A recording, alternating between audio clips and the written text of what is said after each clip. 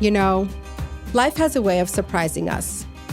We've all had unexpected moments that really end up impacting who we are. I'm Chavie and Brooke, and let me tell you, I've had my fair share of these moments. On Totally Unexpected, I don't just interview my guests. We have long, meaningful conversations to explore the twists and the turns that change their lives. You won't only be hearing from the guest, you'll be hearing from me and my thoughts and reflections, just as I would be doing in real life. These aren't traditional interviews, they're conversations about struggle, growth, and the moments that make us human. We all just want to feel connected, at least I do. And if we end up feeling a little less alone, that would make me so happy. Welcome back to Totally Unexpected. I'm Chavie, your host. Gosh, it's here. The winter is here. We had an amazing fall, and sitting here in my little studio, looking out the window to just snow. It happened. It's here. I have mixed feelings about it, but here we are. But without further ado, I cannot wait to introduce to you this week's guest. It's none other than BrookeLynne Dukes. I loved this episode so much, and you're going to see why. BrookeLynne is a parenting coach, early childhood educator, and presenter. So what's special about BrookeLynne is that she really understands parents and kids. She helps the parents, the adult, get clear about their role in their children's lives, decatastrophize stuff, which as parents, we do. Everything is like a big deal. The littlest things can be the biggest deal. And she really is so good at helping you move out of urgency to understand these little humans and to teach children skills that don't come as naturally to them. And let me tell you, she's good. I am very picky about the parenting content that I put out there. I'm very picky about the parenting experts that I engage in. I just am picky, and I am very sensitive to many different scenarios. And to be a parenting coach, expert, it's got to pass a high bar to make it into my circle. And BrookeLynne has really, really done that. And this episode is just so full of heart and humanness and just understanding and normalizing so much of what we go through as parents and normalizing so much of what children go through. So before I literally tell you the whole episode myself, I'm not going to do that because BrookeLynne does it so much better. And I just can't wait for you to listen. If you want to sponsor, please reach out. I think it's not a secret that podcasts are funded through sponsorships and advertisements. There's no secret way to go about it. And I would love to partner with all of you and any of you. Please reach out. All my contact information is in the show notes. And we're very grateful to all our partnerships and all our sponsorships.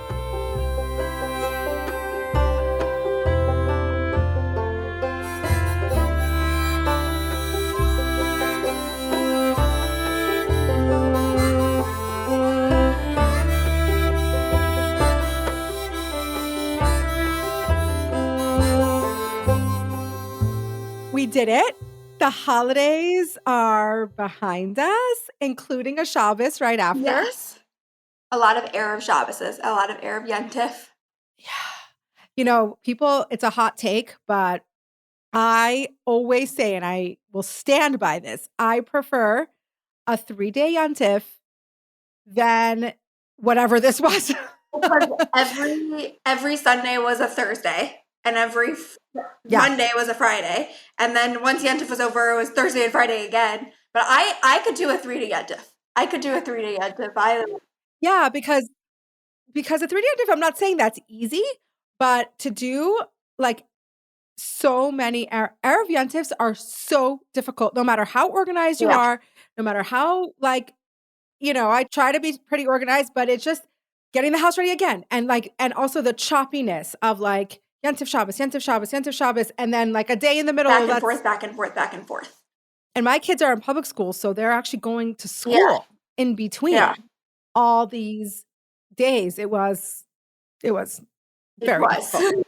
But Yontif is amazing and so beautiful. And this year was a little bit of a marathon. Yeah.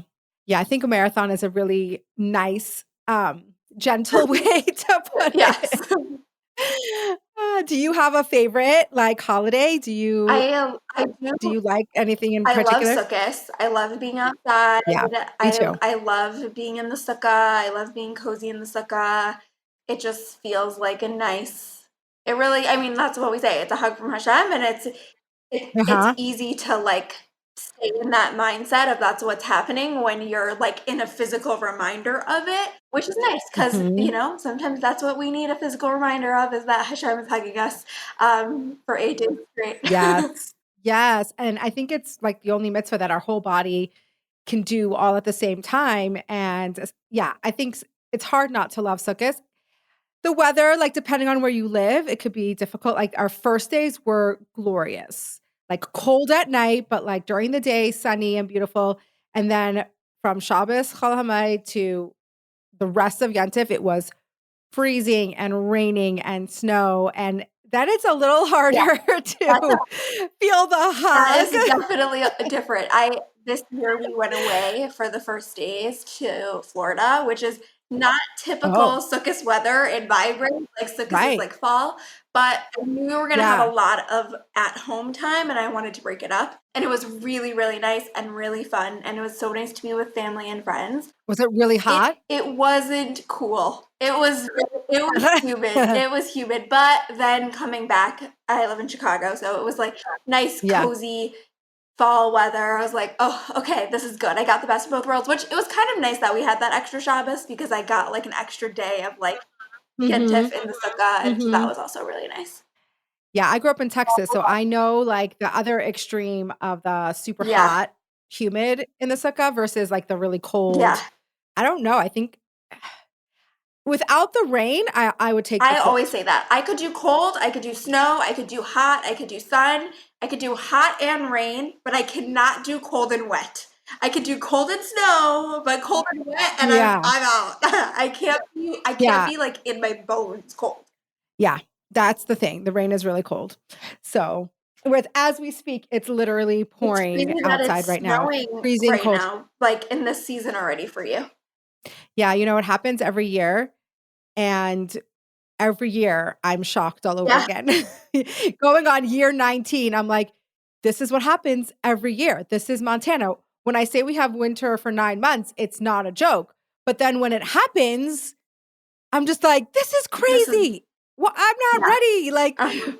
But this is what it is. This is what we do. But every year I'm just like, what is this? I've never seen it before. It's sometimes nice to repress it though, so you're not filled with dread. I love seasons. I've come to love seasons. I've come to love the cold and winter, even though I am a summer. I like the sun. I like the summer.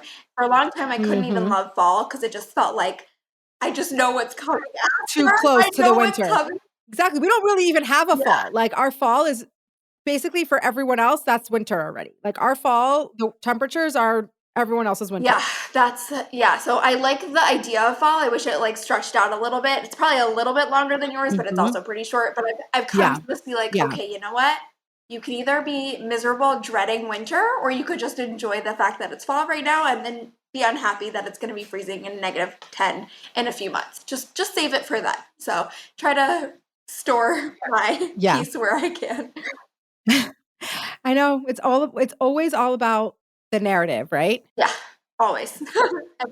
So did you grow up in Chicago, born and raised? I am. It's people's usually their first question because my name is BrookeLynne.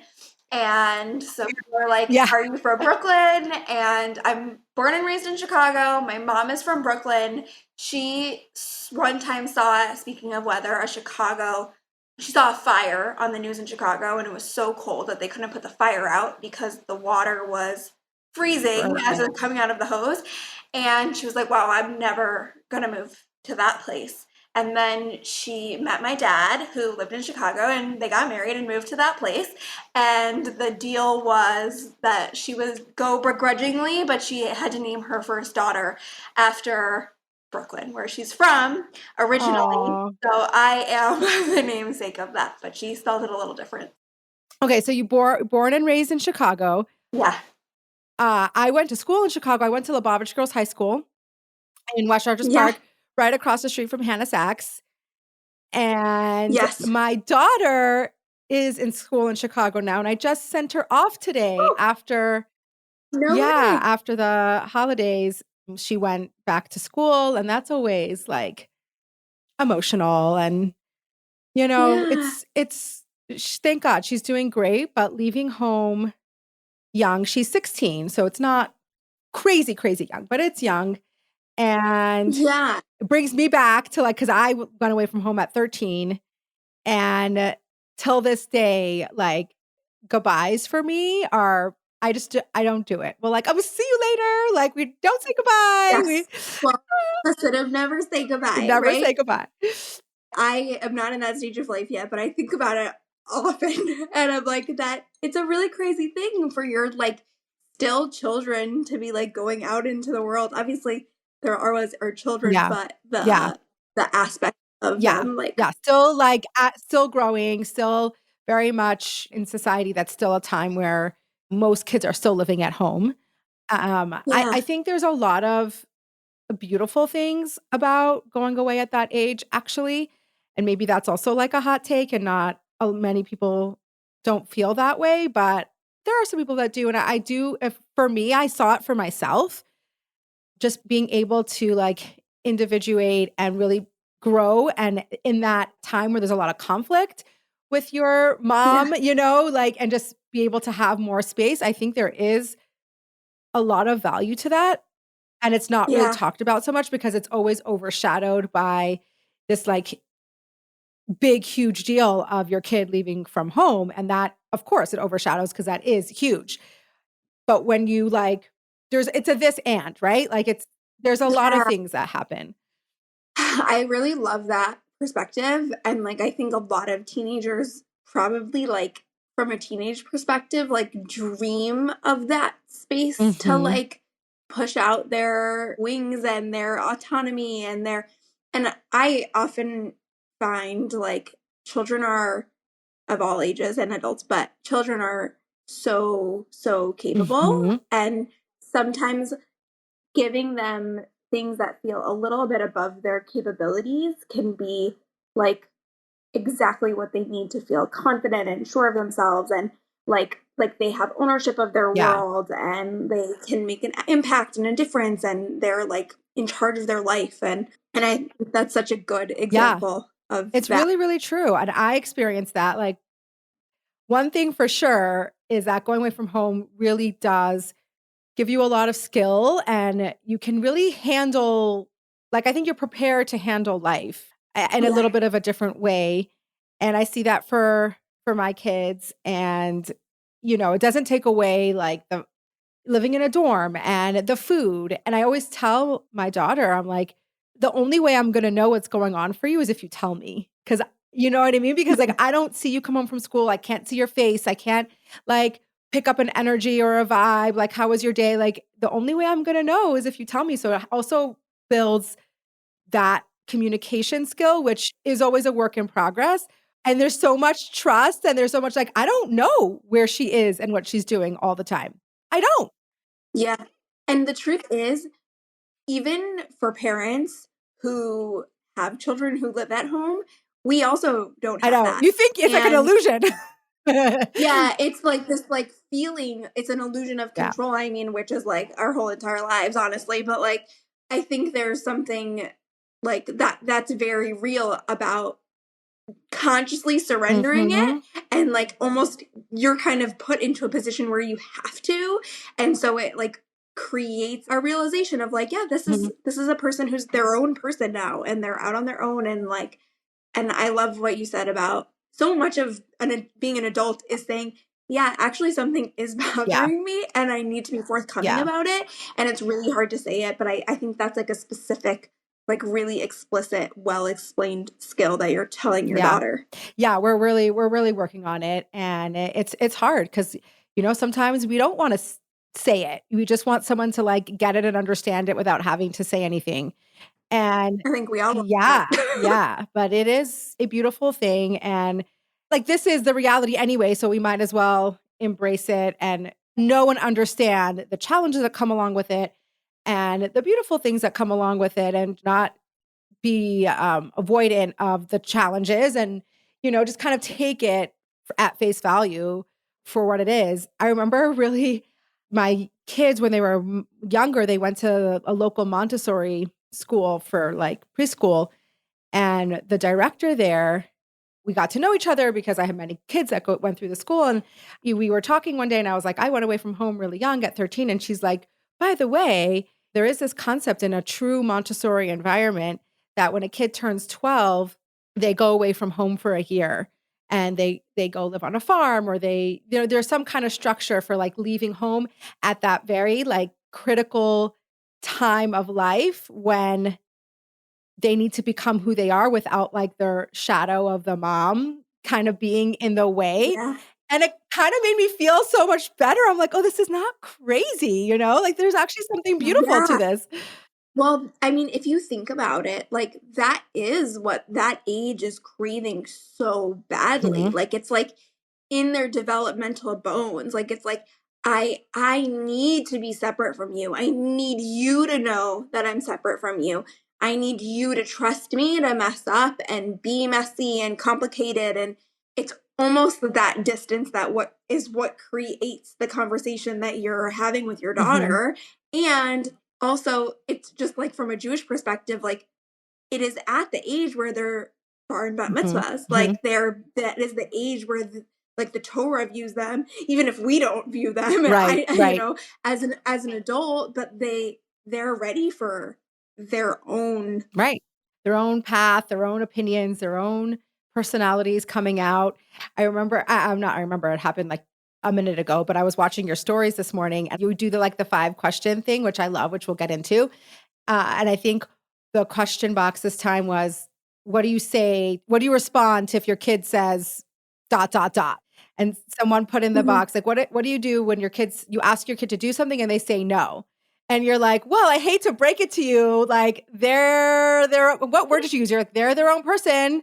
I get questions like this all the time, and I a huge part of what I try to do also is just like diffuse things with Yeah. humor and like make them Yeah. realize Yeah. like the stark reality of like our children have their own free Right. will. Like Yes. we are not making them do anything. If they do something we want to do, we want them to do, it's because they wanted to Right. do it. Right. Like, Right. and there's obviously layers to that, and there's so much that goes into a child listening to their own autonomy and their own whatever, and sometimes we need to be flexible and sometimes they need to be flexible, but yeah. It's hilarious because I remember my son Manny when he was in the same Montessori school I just talked about, and they talk about autonomy, and they use like very sophisticated language. And he comes home, he's like 3 years old, and we're having a conversation. I must have asked him to do something, or I said no, or he's like, well, I have autonomy.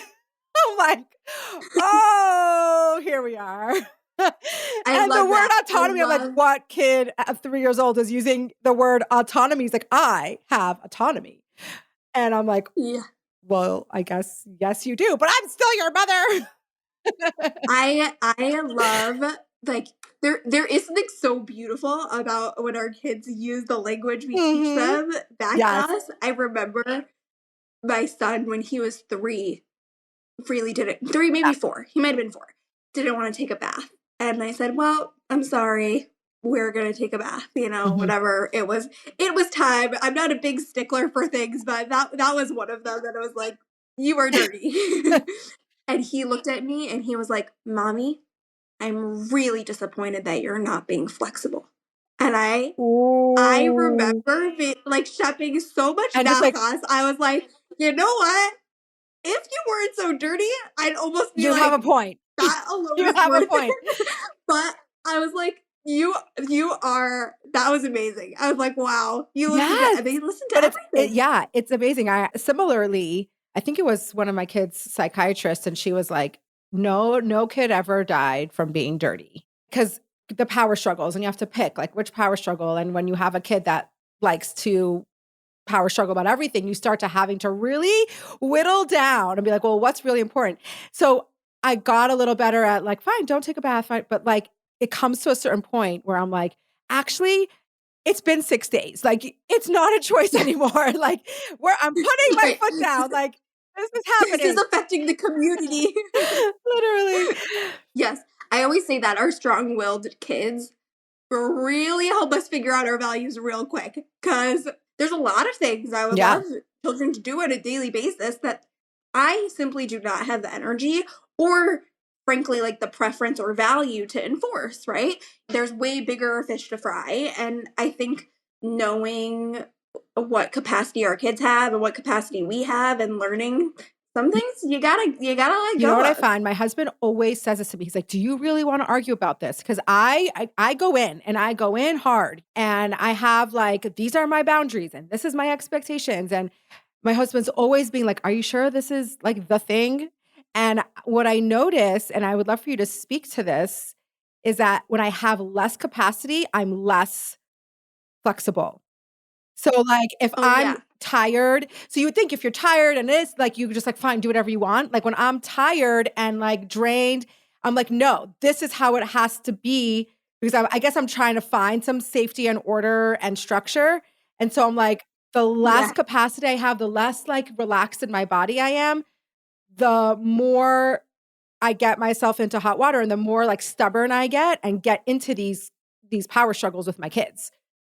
The way I think what you're saying is also like so reflective of what happens with our children. And I always say this is like, we are just Mhm. mirrors in different ways, but all of us have a certain set of executive functioning skills that come easily to us. So whether that's flexibility, whether that's being boundaried, whether that's time management or attention to detail, Yeah. focus, whatever, impulse control, whatever it may be, when we are really tired or really exhausted or really freaking done with our kids, we often, the skills that we've worked on in our adult life become less Mhm. accessible to us because we're not as good at Yeah. using them, right? Like a lot of people are great at riding a bike and can't run. So you're going to go back to riding a bike if you need to, you're going to go back to But what your body does Yeah. more naturally. So for me, when I'm tired, I get really crazy about time management. I'm like, we have to be on time or else I don't know The what will sky's gonna happen. fall, Probably literally literally. nothing. Yeah. Um, but A it's like safety. that's what creates the safety for me. And on the flip side, I also get really flexible at everything else. So sometimes I'll be like, no, you can't. And then I'm like, Mhm. actually, you know what? Mommy's being rigid for no reason. Mhm. I don't care. It's fine. Go ahead. It's funny because I find myself like in the middle of me saying no, I'm like, wait a second, why am I saying no? Fine. Like, Yeah. fine. And I actually think like that is such a powerful moment for our kids to be like, I can realize I'm doing something I don't necessarily agree with and change my mind in the middle. Like Mm. I see it so much. Like I have a child who may naturally lean towards Mhm. rigidity, I would Mhm. say, and I see like the moments of realization where it's Oh, like, do oh, I? actually I was wrong. Yeah. And I'm always floored because I can barely do that. Like I just learned how to do that in like the last like 5 years of my life, and it's still not such a fun thing to Yeah. say. And I'm like, wow, the little bit of modeling that we do is so powerful for a kid who also has that sort of natural tendency, whether it's nature or nurture. It's cool to watch. It really is. And so we got so excited and like started our conversation right away.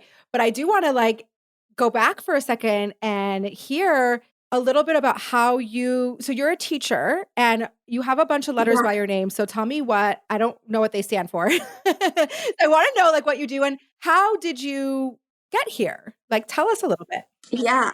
So I have a master's in early childhood education. I was always a really high performing student, like the classic, like straight A, never had to try, big fish in a little Mm. pond, like type of kid. When I got older, I went to a magnet high school in downtown Chicago, which essentially means they take kids from all over the city. It's not a neighborhood Mm. school, and you have to test to get in. Oh. And that's when I really, really learned how to fail real fast. And I really struggled.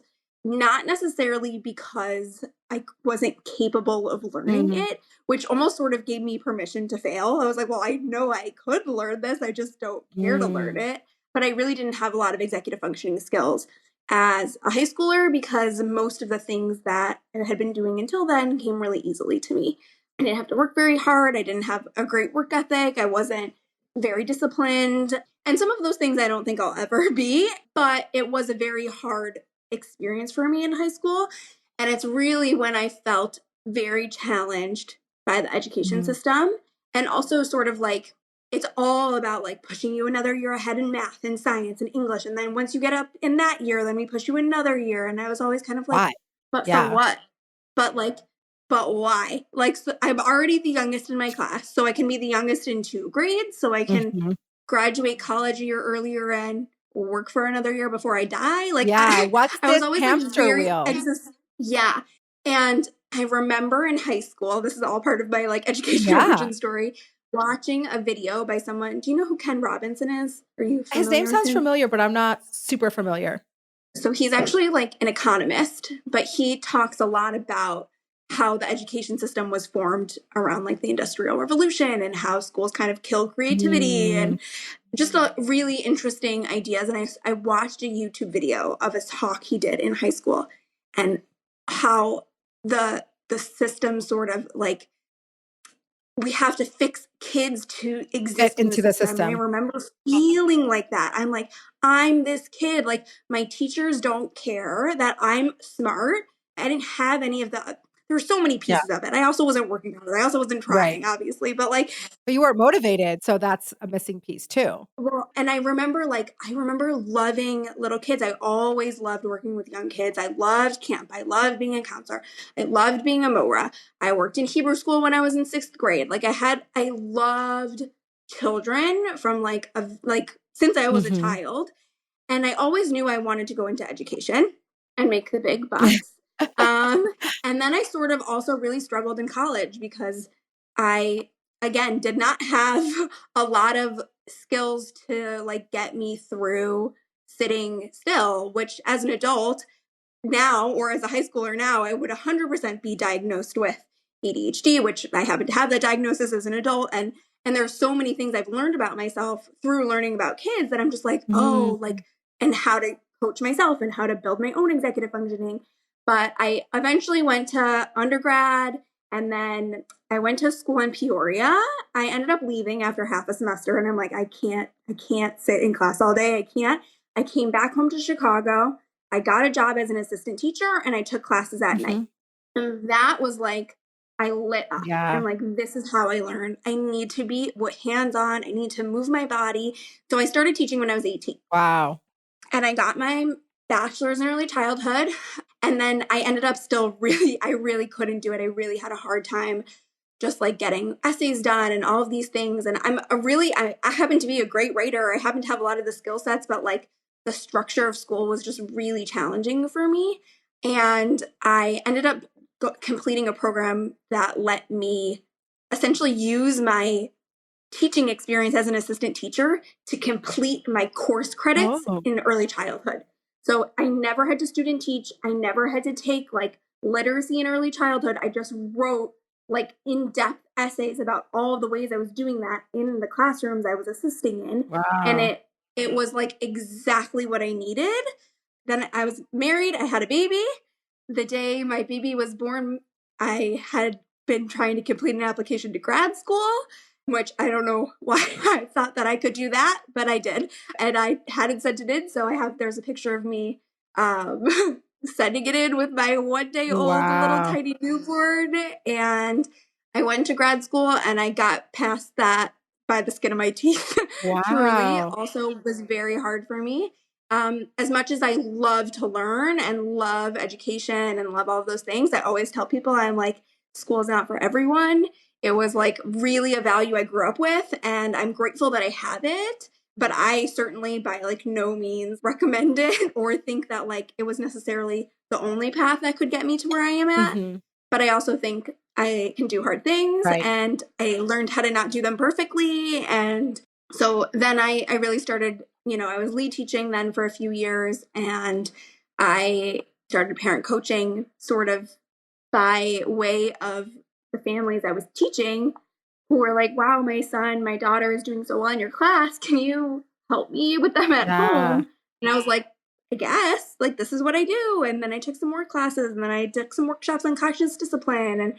And then it sort of just evolved into a business and turned into workshops and more classes. And then I really did it full time for a while.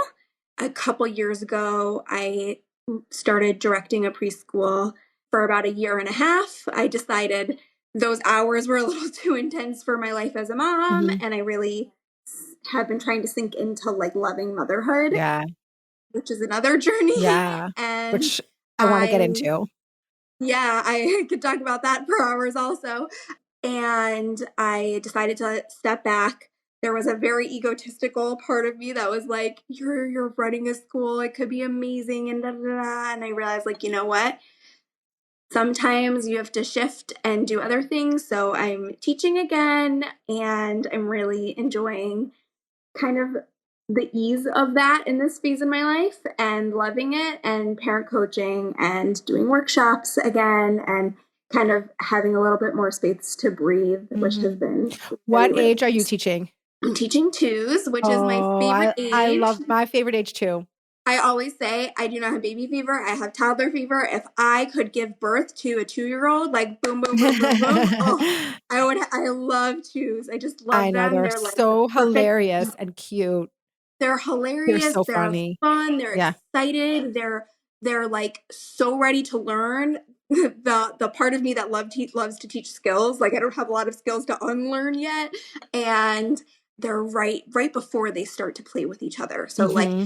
as they start to do that, Discover it's other. really fun to like to build those skills as it's happening. So that way it's like right there, really available to them. So I do love that age so much. And they're also still like yummy, delicious little babies. I And you're just know. like, It's I truly love you. incredible. Oh my Yeah. gosh. Well, I mean, I think there's so much value when you're in a space that when you're dealing with a lot of kids and obviously parent-child relationships and children who are, going through their life and whatever they're facing, to have so much of your own experience to be like, Yeah. I get it, because there's people who sail through school and are intellectuals and they have all that stuff, and they're oftentimes not so relatable. And to be Yeah. in this space where you can really like, I get you. I think that probably God has, his vision and put you through this path to be right at the right spot to really be able to Yeah. do what you do. Well, there's also something like so humbling and like really like equalizing in that I'm bad at a lot of things. Mm, I have a difficult time focusing to anyone talking for a long period of time. You know, I have a lot of things that don't come so naturally to me. And there's a lot of things that don't come so naturally to a lot of kids, yeah. whether that's being flexible, whether that's being rigid, whether that's being consistent or disciplined or having time management or listening to their bodies or resisting an impulse, whatever it may be. I get the feeling of kind of having to like push against that. And I actually think everybody does. Everyone has something that they're not good at. You Yeah. have to. I think that what I am good at is articulating the experience of children and parents and teachers. And so I can be good at bridging the gap between parents and kids, teachers and parents, Mhm. and sometimes parents and parents, Yeah. and helping them understand all the pieces that are going on in a way that's like this is what's going on for this child, Right. person, Like a teacher, adult. translator, like you're the Yeah, literally. mediator. That's what I am. I am a translator. 100%. I say that all the time.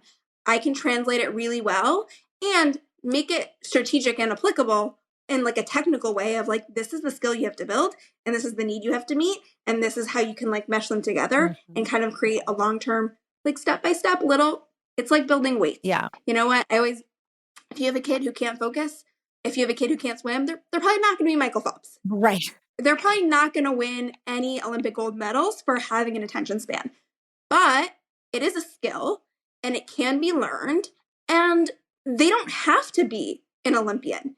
They just have to be a little bit better than they are right now.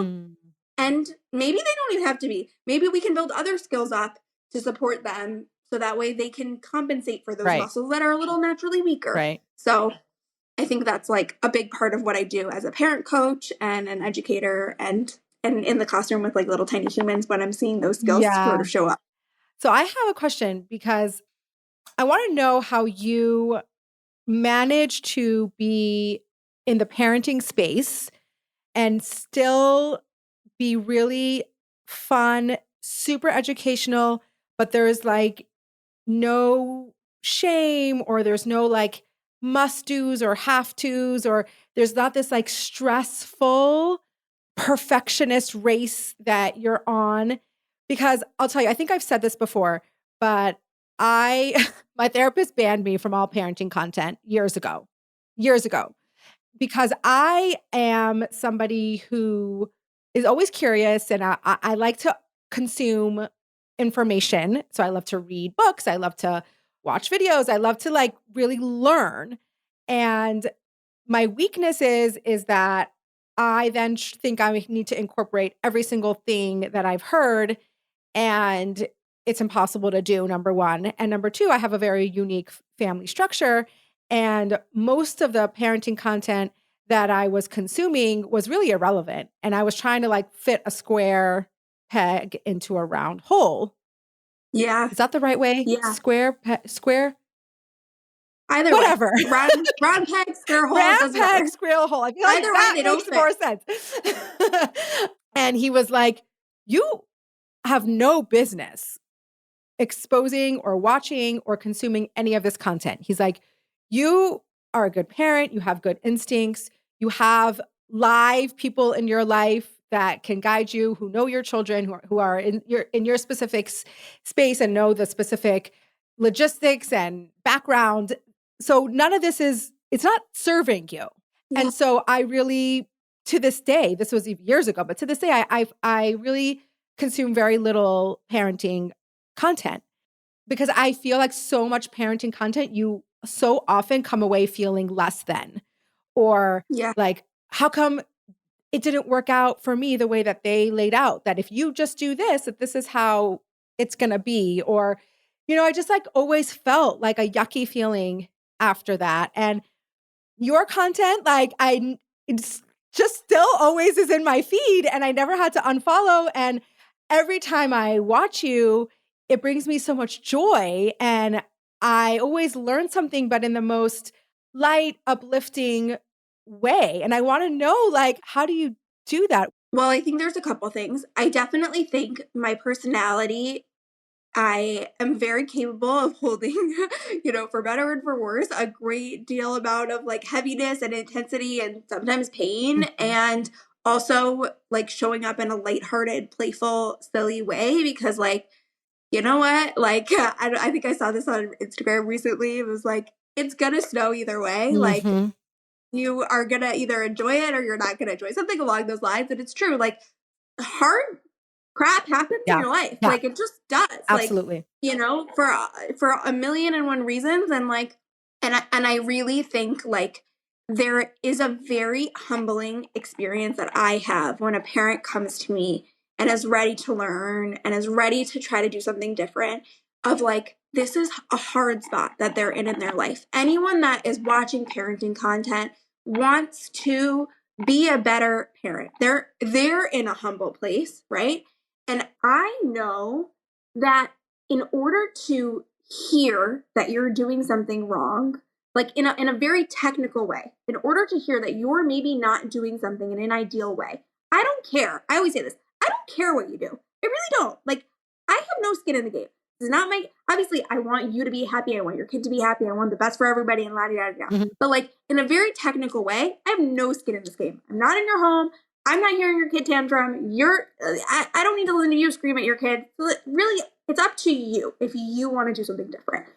I know that when you're showing up here and you want to learn something new, that like you're in a little bit of discomfort, a lot of acknowledgement that you don't have the answers, which is hard. Mm-hmm. It is very hard to be a mom. It is hard to be a parent. I say mom often when I'm talking because 99% of my followers are women. Right. You know, not to exclude the 1% of the dads whose wives sent me my account to them, but I think that it's a hard job and we're carrying a lot. And I know that in order to be receptive and able to learn, you cannot be feeling shame. You can't. And the shame already happened before you got here. Mm-hmm. I don't need to contribute to that. All I want to do is keep the people who are listening to me in a receptive, joyful, good feeling place, because that space is where real learning happens. Just like when I'm teaching a 2-year-old, mm-hmm. I have a calm, receptive, happy, connected, and they have to be connected to me. So I want to create that experience for teachers, parents, students. When I go into a school and I'm teaching a bunch of teachers or I'm giving a workshop, I'm like, I know you guys all have that one kid. And I like right away, I call out the thing that they maybe feel a little bit bad about feeling, right? We don't want to feel annoyed at that one kid in our class. But if I can call it out, the shame disappears. Yeah. Now they're receptive. Now I've got them, right? Like now we can learn and move forward. And hey, I don't care. I know because I'm a mom. I know because I'm a teacher. I know because I am not a perfect parent by any means. I always joke, like sometimes when there's a tantrum happening or something, I'm like, this is not parent coach BrookeLynne right now, everybody. Or I'm like, hire me for a session after I just like lost my mind at the park or something, you know? Like there is a very, like, I know how hard it is to like hold all of the skills that we grew up with and the new things we're trying to learn. And I want people to feel safe and receptive. And like, I actually feel the same trigger about parenting content very often. It's like, I didn't think about that. Like, how could, even as a parent coach, how could I have not thought about that as a parent coach? How could I? And so often I have to just be like, it's not my job to think about everything.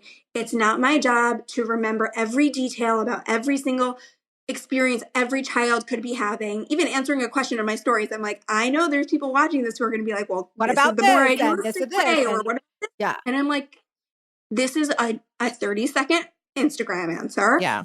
I'm giving myself permission. And in the beginning, it was almost like a reflection of my own insecurity.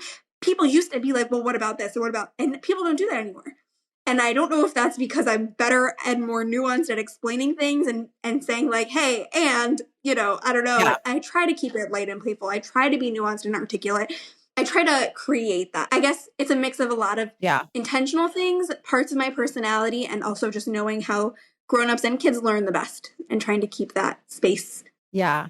Well, it's really incredible. And I hope you're really proud of it because, you know, I'm a tough sell on parenting content. And even on my podcast, like I do very little parenting interviews, and you're here because I love you. I love watching your content. I love your approach.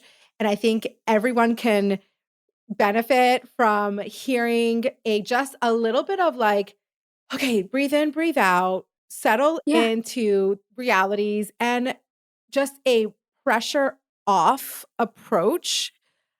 I think parenting in this century, I don't know, maybe in the last, like 30 years, 50 years is so much pressure. And I would love to hear what you have to say about this. I think we have so much pressure on the mom to be so many different roles to our children. And I read this book called Hunt, Gather, Parent. Have you ever heard of it?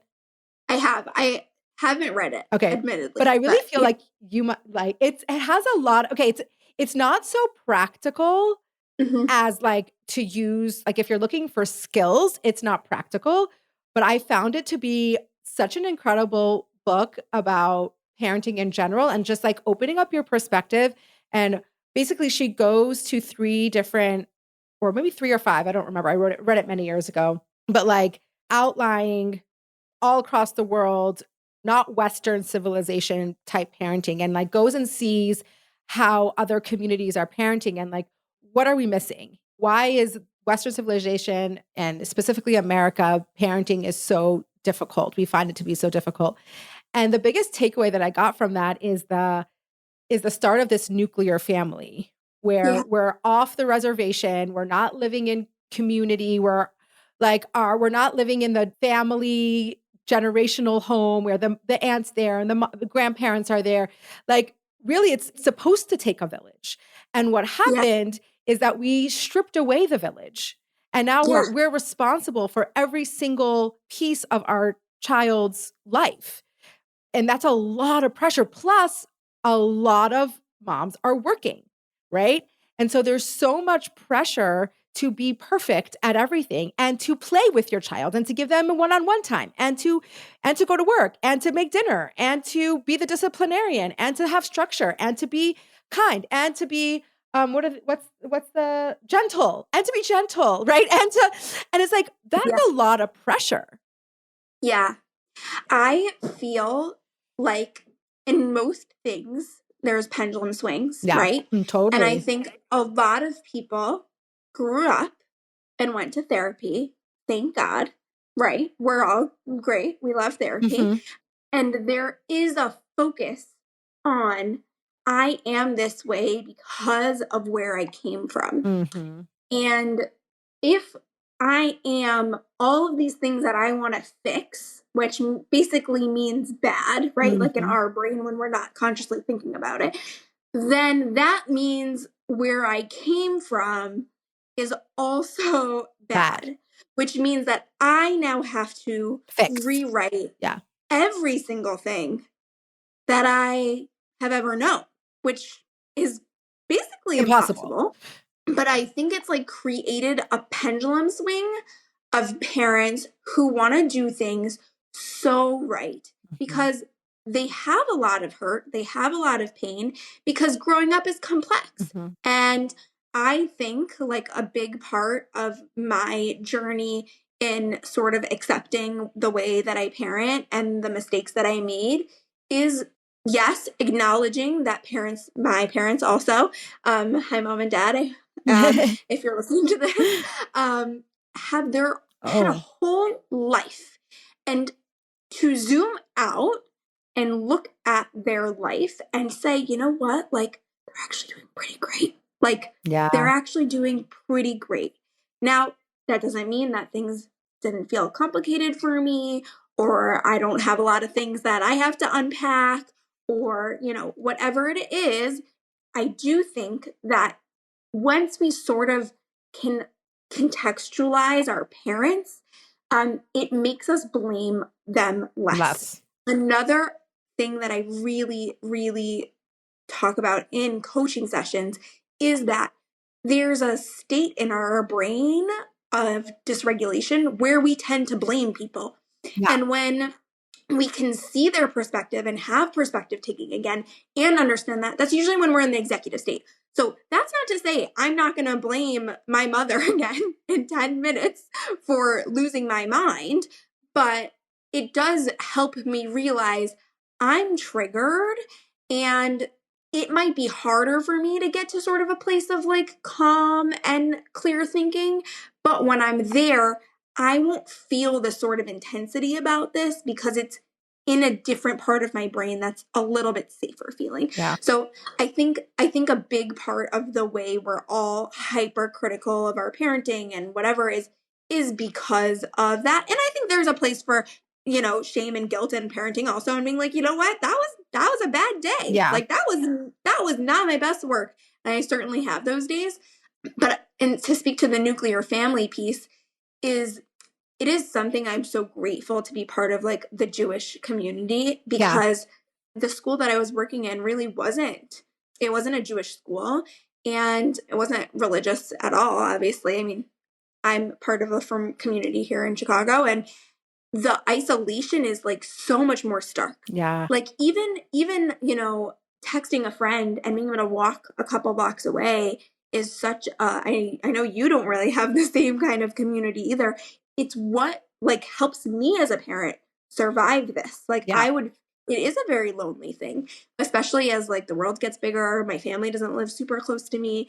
My sister lives in New York and I only have one sister. And so the nuclear family not is a huge part of it. And I think that it's really important that like people build their own villages, village. which is Yeah. another ask on the Yeah. long list of a lot of asks already. But I do remember thinking when I was reading that book, I'm like, if you're part of a community, any religious community, actually, if you're part of that is already like 5 steps ahead.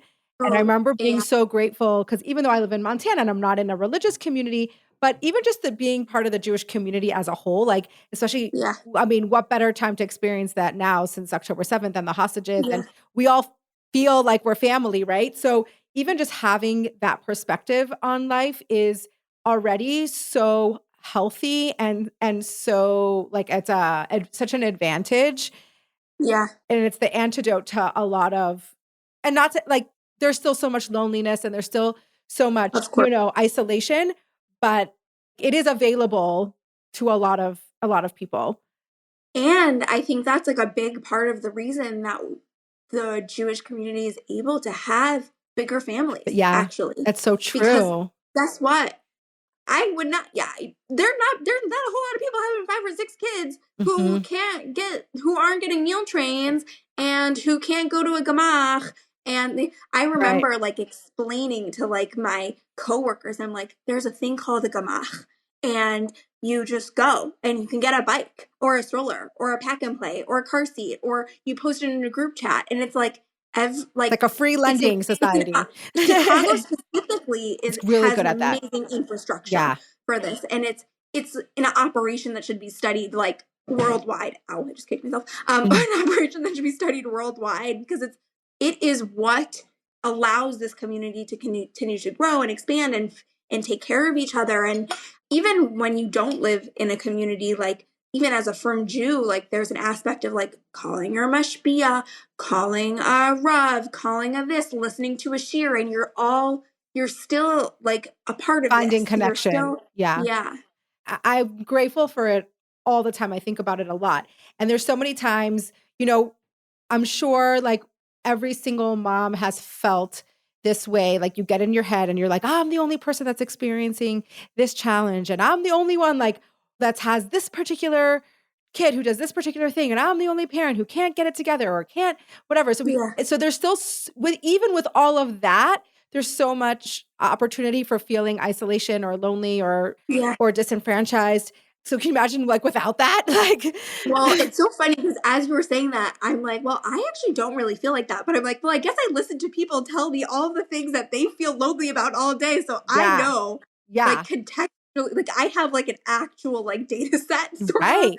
to be like, oh, wow, like, I'm no, yeah. actually And literally then not the I only am one. here to I tell know. everybody, yeah, everybody who's listening to this podcast, all of you feel the same way. Like, Yeah, we're all a mess and we're all complicated and we all yell and we do things we don't like, and it's hard. It's really hard being a mom. And I think something you said earlier was like all the things that we have to do as a mom, right? Like we have to play, we have to do this, we have to do that. A lot of what I tell parents is like there's a lot of stuff we don't have to do. There's a lot of things I actually really tell parents like this is where you step back. yeah, Your one-on-one time with your kids doesn't have to be an hour-long date at a coffee shop. Like yeah, that doesn't even sound fun. yeah. Like, Oh really? my Like, God. I'm always like, are you bored? Yeah, Like, what do you have to talk about for an hour with a 6-year-old? I right. don't know. I love talking to 6-year-olds, but I don't think I could do an hour. Like, Yeah. maybe if there were 14 6-year-olds, but like, And everyone gets 2 minutes. yeah, I literally, my sister was here for Shabbos, and I have a sister that lives here now, so that we were 3 of us and just talking. And of course, parenting always comes up because we're all moms right now. And I was saying, I was like, my mother was, thank God, an amazing parent. and she's also director of a preschool. She's very much in childhood education. I cannot tell you one time that she sat and played a board game with us or played blocks or whatever. Never. Yeah.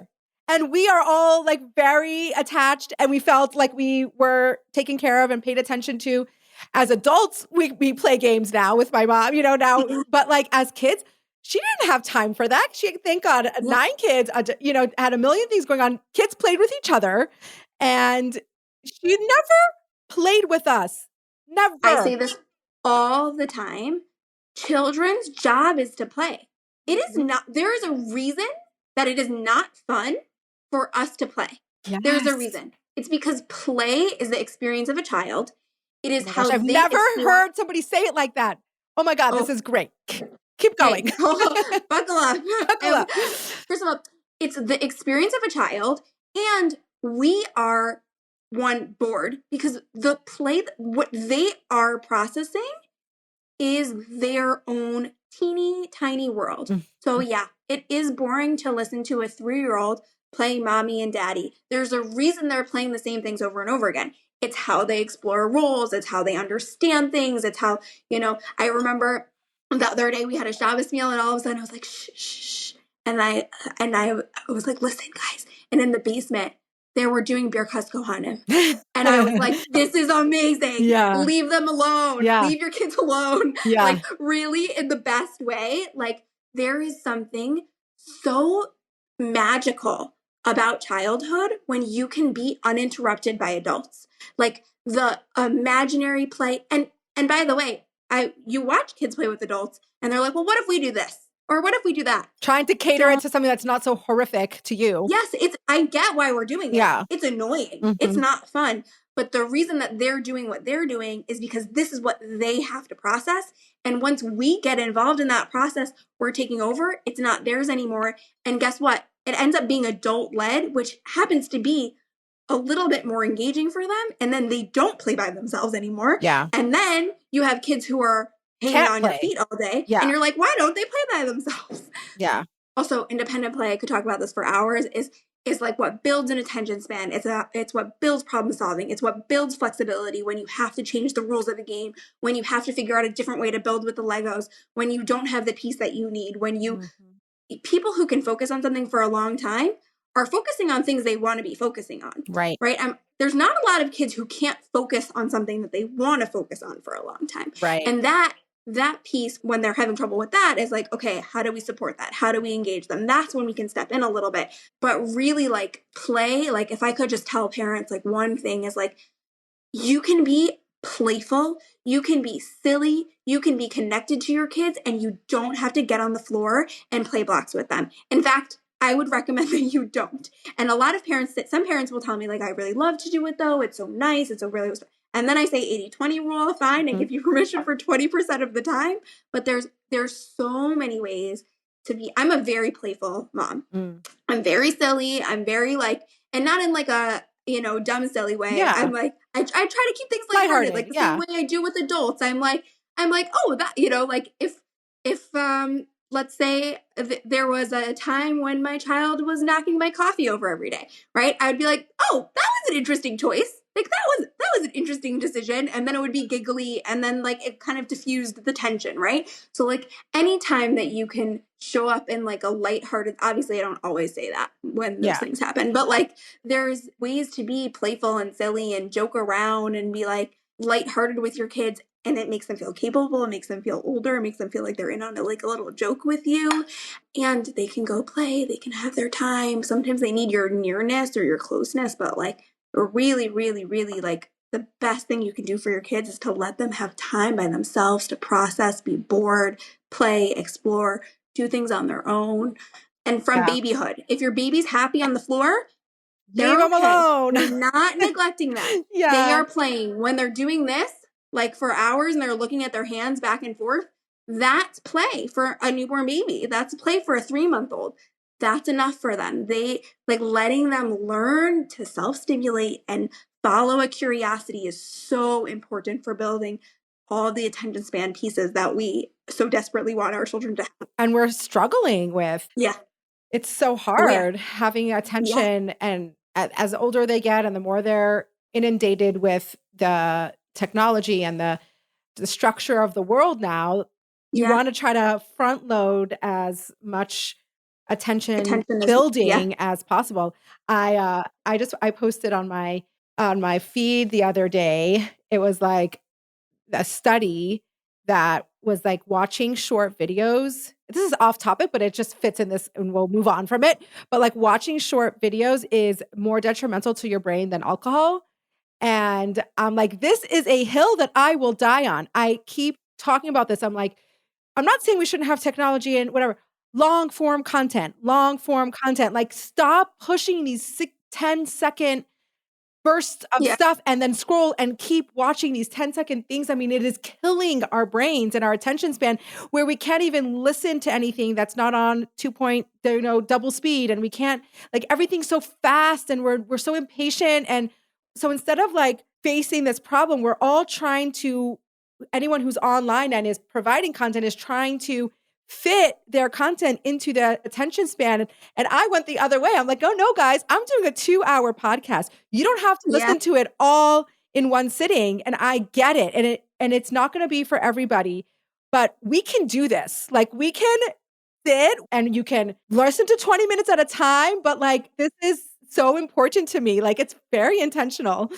Well, it's so funny because I'm like the perfect victim. Like, I have a phone addiction. I know I do. Mhm. I Most of need us to listen. do. Like, my WhatsApp status for years has been, do not send me a voice note. Like, please Oh my God, we don't can send me a never be voice note. friends.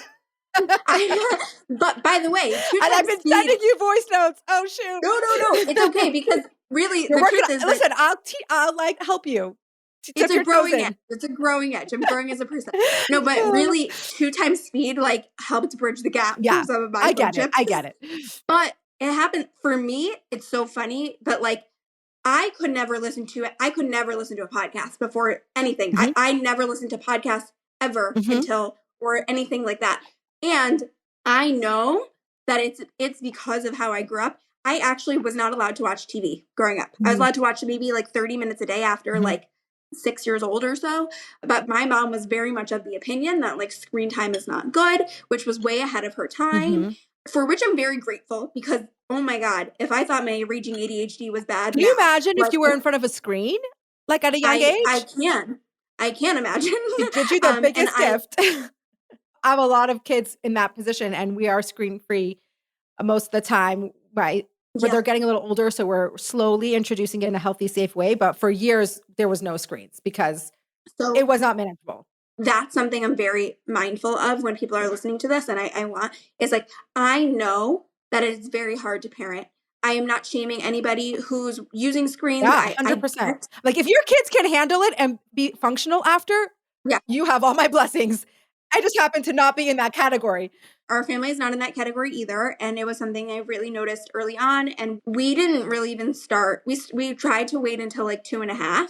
And then we would watch like Guess How Much I Love You, which is like a 10-minute, very slow, like a la di da. Yes. And there's another, I have recommendations for where people start and like Yeah, to not go 0 to 60 right. if they need to start something. And if you give a mouse a cookie, like little, Mhm. really slow paced shows with not a lot of cuts and things like that and lowering the brightness all the way on your TV and little things to make it manageable. And it was still, I saw the most intense dysregulation I've ever seen in my life. Yep. And I actually, this is very extreme, I do not fly with screens. Mm. Because I realized one time we landed in Florida and I was like, I'm so excited. We're going to enjoy my vacation. And guess what? We did not enjoy it Mm. because we spent 3 hours on a flight Yeah. watching. Yep. And it was like a child coming off of Yeah. a No, cookie addiction. yeah, Yeah, totally. that's really truly. And I was like, you know what? I didn't grow up watching on planes. We None of us grew survived. up watching on planes, Yeah. and we survived. And we bring books, and we color, we bring Legos, we talk, we nap, and you know what? We're okay. We spell things with our Bisley. Gets very creative. Love Things it. get very creative. Yeah. And you know what? It's so much more enjoyable. The plane is so exciting inherently to little kids. Like the experience of the flight attendants like love to talk to them and like bring them stickers and like there's something special just about like looking out the window Yeah. and thinking and like, it's okay. Mm-hmm. It's going to be okay. And obviously my family is different than other people's families and everyone's family is different.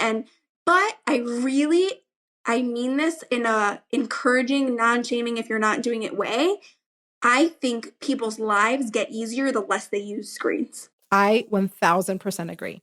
I think children get easier. I think their behaviors dissipate. I think if people went on a 30-day detox of screens, a lot of tantrums would go away. It's so funny. I've been studying this for years, and it's also in a very non-judgmental way because I know that this is the society that we live in. And I also know that it's such an extremely difficult thing to do. To begin with, we had very little screens, but just the option of even asking and hearing a no, and then the no was just enough to do like a 3-hour tantrum.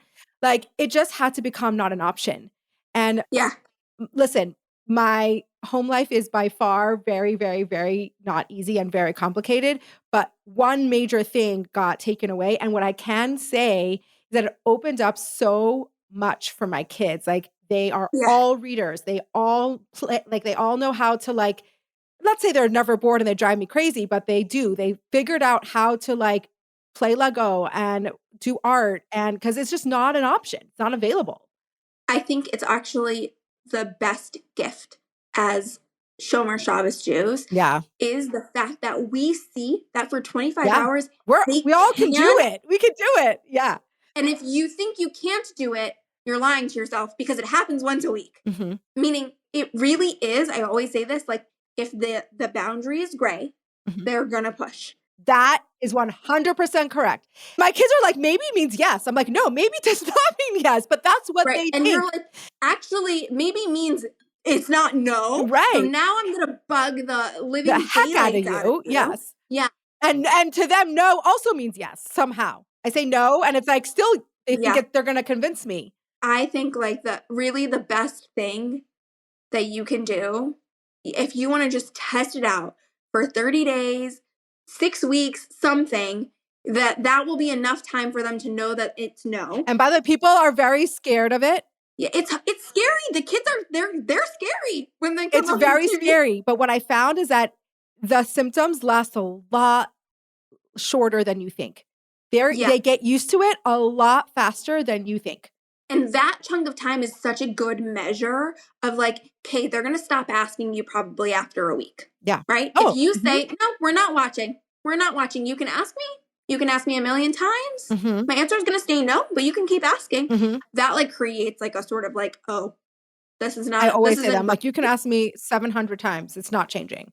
Exactly. But I think that once they know that the answer is no, once they stop asking, that's when it like opens up the like, okay, well, what else do I do? And that might be a little bit of boredom for a little bit. That might be a little bit of like, I don't know what to do. And that's also something that we have to be ready to tolerate, which I think is a huge piece of like, it is uncomfortable to tolerate our kids whining. It's extremely uncomfortable. It's extremely uncomfortable. So I get it. And I get why it's easier to sometimes just say yes. And once you make it past that, it doesn't happen. It happens once in a while. And then they go and they play and they walk to the other room and then they're quiet suddenly for 30 minutes. And you're like, what happened? And they've been building a Lego and they make the most amazing creative thing in the entire world. Yeah. And like, sometimes it's a giant mess, but it's worth it. And there's no tantrum after, you know? So I think really magical things happen when we let our kids be bored, and creativity is like such an important skill because people who are creative can pivot. They can come up with solutions. They can think clearly under pressure. They can, that's the world we're heading towards, is people who are problem solvers. Yeah. And I mean, it's really always been that way. We always need problem solvers. Yeah. And those are the people that really do well in life. Yeah. So I think it's an important skill to cultivate. I know. Sorry. Like, I'm like, guys, we're putting you on the hot seat over here. Like, if you really want to challenge the status quo, if you're struggling in your family dynamics. Well, I think actually the independent play piece really goes hand in hand with screens. When I have families come to me and they're like, they don't play, I'm like, if you really want to do it right and you really want to get the skills in, the quickest, not necessarily most painless way is going to be to cut out screens for a good chunk of time. And that's when the play will show up. It really, really is. I really wish someone would take away my phone. Yeah. I feel it. Like on Shabbos, I feel it when my phone is down. I'm like, this is the one time I'm told not to create. And it's like the absence, the void of my phone is like the ideas are like brimming. I'm like, I want to do this business and this and this and that and that. And I'm like, I really am trying so hard to like cultivate like little chunks of time where I'm not on my phone, where I can put it down and walk away, where I can leave it. You know what? I'm going to do it tonight. Yeah. I'm going to leave my phone. Do you ever do, my husband and I did it for a while. It's hard to like keep it going, but do you ever do like the lockbox? I haven't done the lockbox, but I think if I got to the point of the lockbox, I would be like, no, just, I'm not buying something. I'm going to put it in the drawer. I have self-control. I can. Yeah. I like, I think that I'm like, once I have to like purchase something, I'm like, no, this is, not you gonna can let that do this. happen. You know what I mean? Yeah, I'm yeah, like, yeah. no. Yeah. That is for my nails. Yeah. That is for something else. I love that. I really want to hear, because you mentioned right in the beginning, and I was like, we're coming back to that, your journey on finding the joy in motherhood. Yeah. Motherhood, it is such a joy, but there's so many things that distract us from that joy. I mean, I can speak for myself. Like sometimes I really struggle with finding the joy, and you're not in this stage of life yet, but it was much easier for me to find the joy when my kids were younger and toddlers than having many like adolescent teenagers. To me, that's not where I like shine. I have an easier time with younger kids. And so I have to constantly remind myself to remember to enjoy, like find the things that I love doing with them, find the joy. That's why I love to travel with my family, because I love traveling and I love experiencing those things with my family, and that brings the joy. So I want to hear about, was it something that you had to really pay attention to and discover and work hard at? And how did you do it? I think this is probably like, I think we talked about this a little bit before, but I intentionally don't talk about my own parenting too much on Instagram page because I just don't want that to be the focus. Yeah. I don't like to invite those kinds of personal questions about my family, but so I will talk about it in this experience. Yeah. And I have some vulnerabilities that I'm open to sharing with on social media, but I think inside the confines of a podcast where people who listen to this will know, maybe don't message me on Instagram about it. Right. But also, that's what long-form content, this is where the beauty is. Like, it's not a 30-second clip. I have this space to talk through it. Yeah. So I really never had, as much as I love children and love parenting and teachers and humans, and I never had a strong desire to be a mom. I became religious pretty young. Both me and my sister grew up like kind of conservadox and became more religious through high school. And by the time we graduated high school, we went to seminary, and we were kind of on like a similar track to like most of our age group peers. And we both got married pretty young and kind of followed that track. But one thing I struggled with was sort of like the next stop on the train, which is like having babies. Yeah.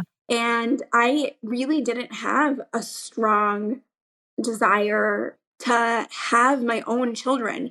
I actually, growing up, like really imagined adopting children. Like it was really hard for me to like get that connection. Happens to be, I'm in a very different phase of life now. Yeah. And I'm having quite the opposite experience, which is different, but it was very hard for me. Even being pregnant, I had a very difficult pregnancy. I had hyperemesis, and ooh, that's rough. It was quite it really felt like I was emotionally like kind of at war with my own body and my own experience. And it actually took me probably like the first year of becoming a mother to like really even like forgive myself for not loving it at that time. This is going to be relatable for so many people. I had so much guilt and shame about like, this is like when they're the most connected to you. I knew it. I was logically, you knew it. Studied. I knew. I'm like, I know this baby feels everything. I know, and it knows everything. It feels my stress and anxiety and fear and all these things. And it was a hard thing for me to process. It was a hard thing for me to forgive myself for. And I also, at the same time, was like, I could never live without you. Like, so many things going on at the same time. And I was also 23 years old. Like I was 22 and 23, and I was like a tiny little human, and I was like also a baby. And it was just a complex experience in so many ways. I had a miscarriage before my son. And so even that, I was like, well, I don't want to be ungrateful now that it's here and all, because it's just I feel this so much. Yes. And I really struggled, and I really am in a very different place now. I think a lot of it had to do with like tension and just a lot of things I was holding in my own upbringing, and really going to therapy and saying like, guess what? Like, there's always time to bond with your child. There's always time to connect and heal and grow and repair, and as if my child, I had abandoned them, but Right. I didn't even, but like, Yeah. but even if I had, by the way, like there's a vast, wide amount of experiences that I'm sure many mothers are having. But I remember also, I really don't like babies. I'm not a Yeah. baby person. So I also knew I'm like, I'm going to be in the thick of these next 2 years where I'm like, I don't even like this stage of life. Yeah. And this is the most important time to bond with them. It was also very complex because I also was like, I love kids. Right. And I'm studying early Right. childhood. And What is happening like, here? this is what I do. Yeah. And like, why can't I do this? And then we got through the thick of that age, and that really helped me a lot, knowing this is a season, the season passes. This is a season, the season passes. And just working on my own regulation and my own like self-forgiveness, and a lifelong journey that gets messier and messier as I get older. But once I got to 2 years old, then I was like, okay, I love this. Yeah. And it was still really hard for me. I still had I'm a very fast-paced person. I'm not necessarily a patient person. I always say this, like, people think I'm like a really relaxed, like chill mom. And there are a lot of aspects of me that are relaxed and chill, but I definitely like get angry and I struggle with rage. And like, I have that experience also of like, I am so overwhelmed right now, and this is really hard, and I'm really angry, and I know it's not your fault, and I'm also having a difficult time regulating, and I want you to feel loved and safe and connected and da da da da. And even when you know all of these things, A like, mom's brain is constantly spinning yeah, all the things that are happening at the same time. yeah, always. And it's also just become part of my parenting journey as a mom to be like really open and honest about that experience What's going on for you? while Yeah. I'm messing up. Yeah. Is to say, I'm messing up. I don't I want to am be right yelling. now messing up. Right now, I am doing something that is not nice, and I know that, and it's not kind, and you are right. And I see already, like, even when it's hard for me, it's like, I know so many grown-ups that I've worked with that would, and I'm not just saying this to make myself feel better, but who, if their parent came to them and said, like, this I was messed really up. hard for me growing up and I messed up, it would be so healing. And all I think about every day is like, it is really healing for our kids to have that in the moment. It's also what it keeps the continuity of it. There's no breaks in the relationship when we're like, no, you're right. Separating. That wasn't Yeah. cool. That wasn't cool. I'm gonna walk away. I'm gonna take a deep breath, and we're gonna start over. I think in some ways I am grateful that I relate to so many parents. Like, it's not necessarily natural for me to be like all zen. There's a lot of things I don't care about. And honestly, that doesn't necessarily make you relaxed. Exactly. Yeah, there's a lot of loud noises.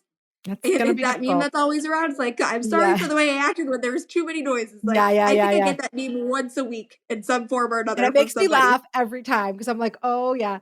I find myself in more recent years because I have a wide range of kids and I've been parenting for 16 years now. But I find myself more currently being like, I'm actually gonna lose it. Like telling them, like, I'm gonna lose it. Yeah. Like I'm gonna lose it, and it's happening. And oftentimes that does help me not lose it to the extent Yeah. that I was going to, because I'm like Yeah. verbalizing it. I'm kind of letting the steam off the pressure cooker, like Yeah. release a little. And then if I actually do lose it, I'm like, you were warned.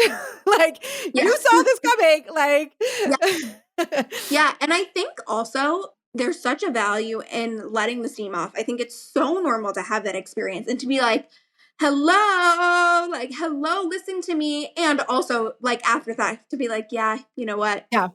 Could have I done get why better. they did it. Yeah, totally. I could have done better. I get why they didn't let off. And also, I'm a human and I messed up. I tell this to my kids, no, I wouldn't say a lot, but many times. I tell them like very matter of fact, I'm like, you know that I'm also a human. Yeah. there's only so much I can handle. And Yeah. I handle a lot, but I am human. And if you're going to push and push and push or be disrespectful time and time again, or constantly be at each other's throats, the fighting, right? That's one of the biggest triggers for Yeah. any mom is like when their kids are fighting Yeah. with each other. I'm like, I'm human. So there's going to be a point where I'm not going to be able to handle it.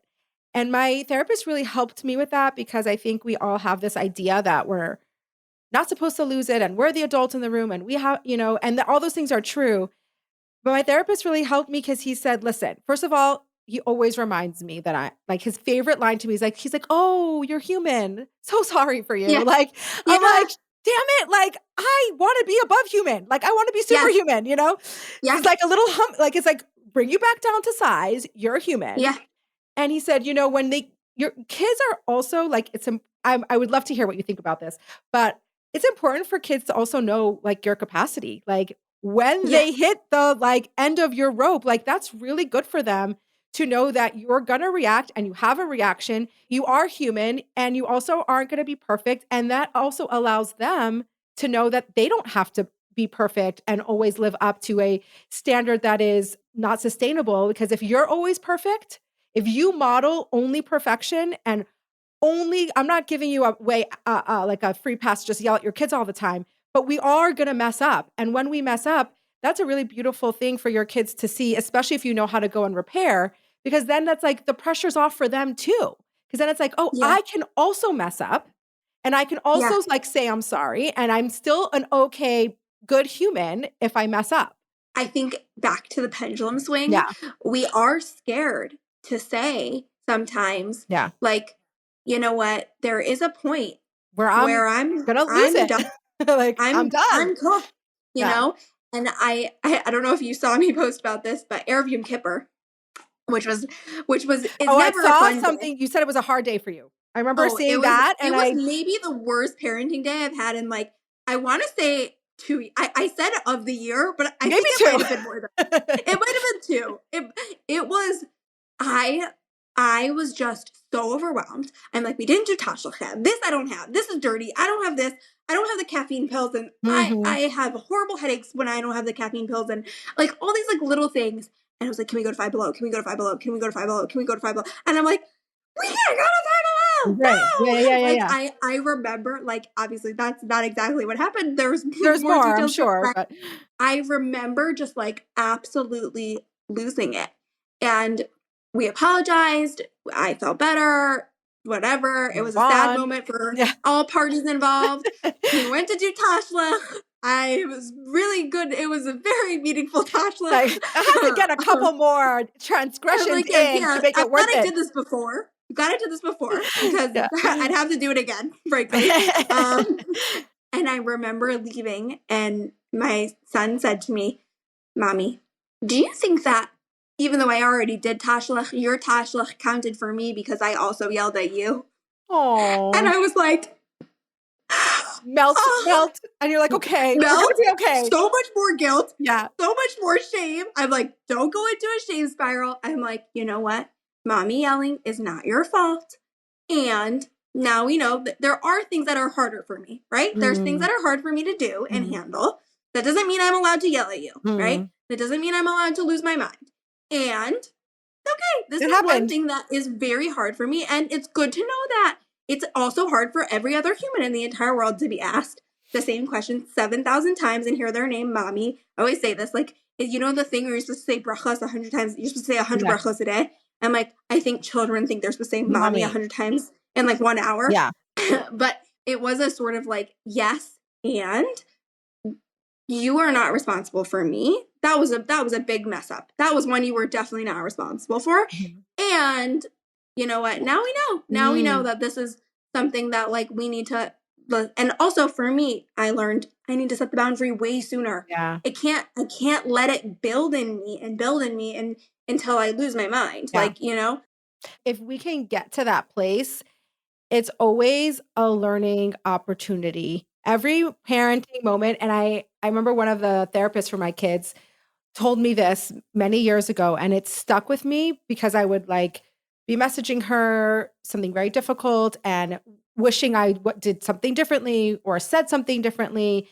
And she would always say, she's like, learning opportunity. Like, Yeah. you learned something from this. Like, Conflict is always, we can always learn from conflict. We can yeah, always learn. And you know what? I think a lot of us are really scared when we lose it, because when we grew up experiencing somebody losing it, there wasn't a resolution. right. We didn't learn something from the conflict. Yeah. We It didn't just talk felt about it after. unsafe. Yeah, exactly. We felt unsafe. We didn't hear I love you. Those are things that, like, yeah, guess what? When you're married, when you have friendships, when you have relationships, you're going to fight.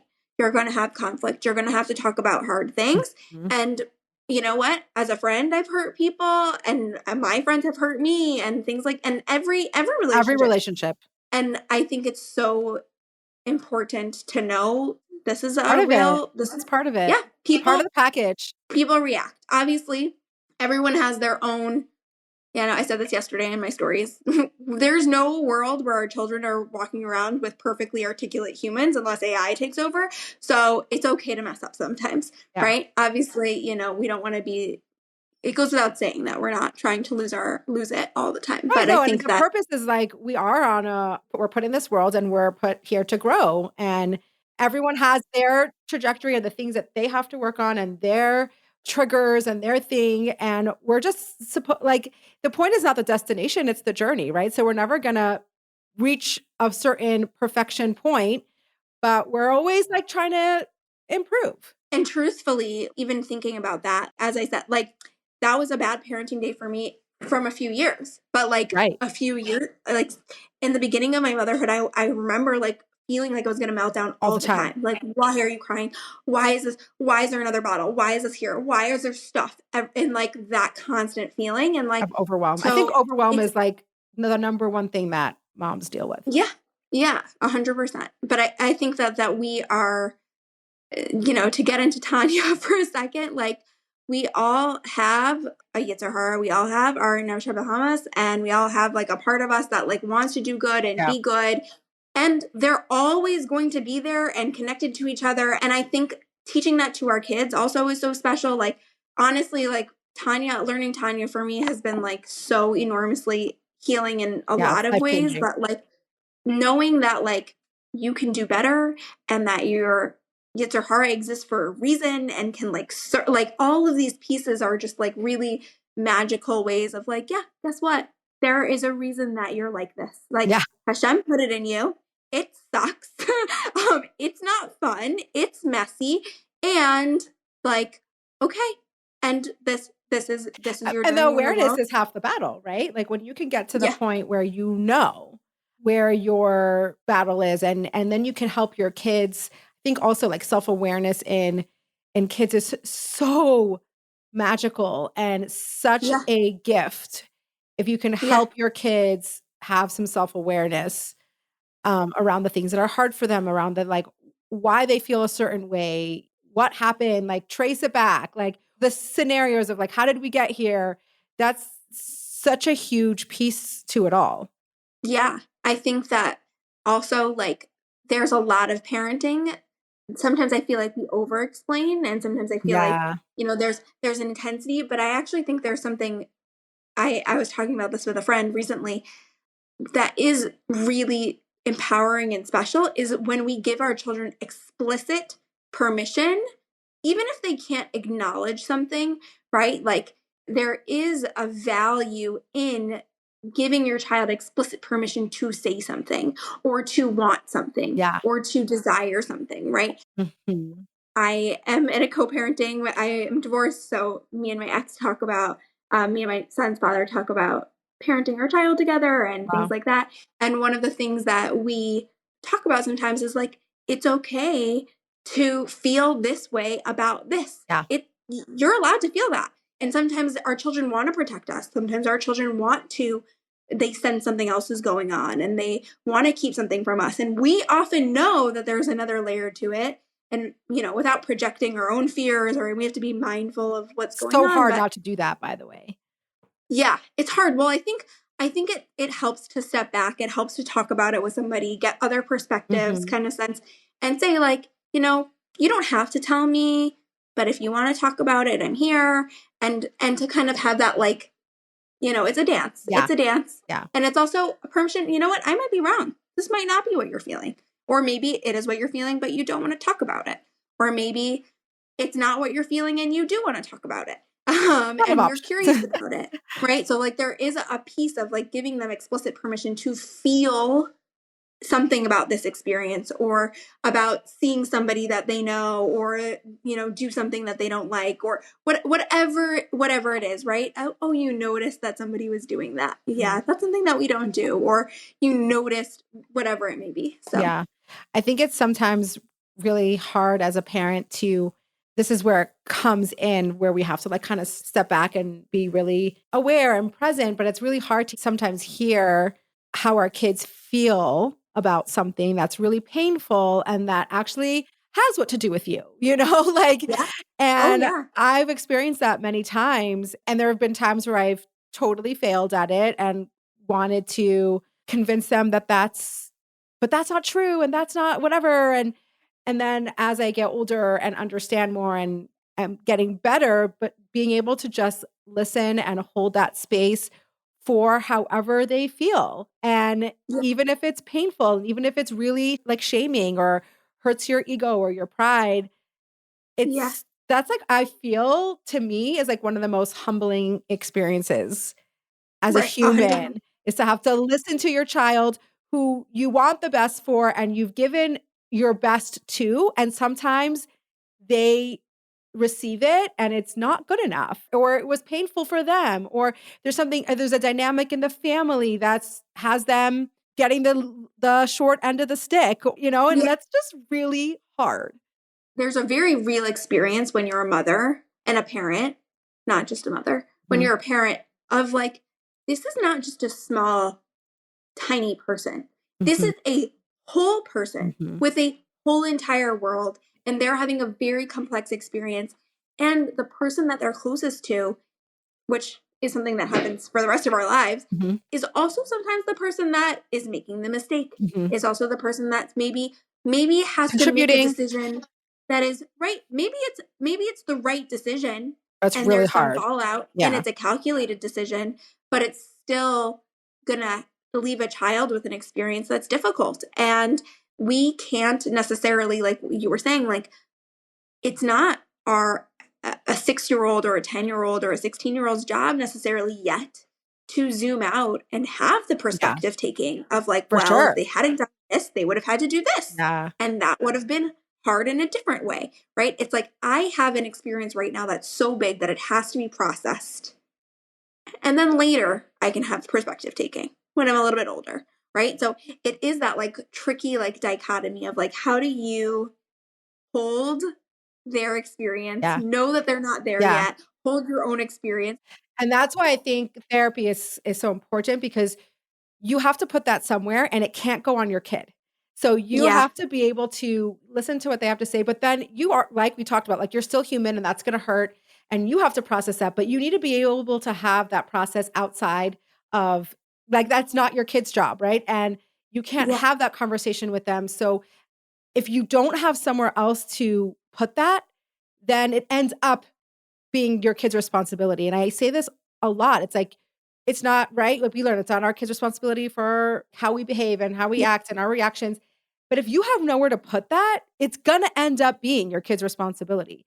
So it's so important to have that place where you are processing and you are saying how you feel about it. And I feel comfortable to share this because I did a podcast with my daughter, Shoshana, who is now 21, and she ended up going to a program in Utah. And it's one of the hardest things for me. And it still comes up like 7 years later, how terrible it was for her in certain aspects and how difficult it was and how like the position that, she didn't have a choice. And for me, like that was the best decision I could make in the moment. Like I didn't have another choice. And that was the only way I knew how to keep her safe.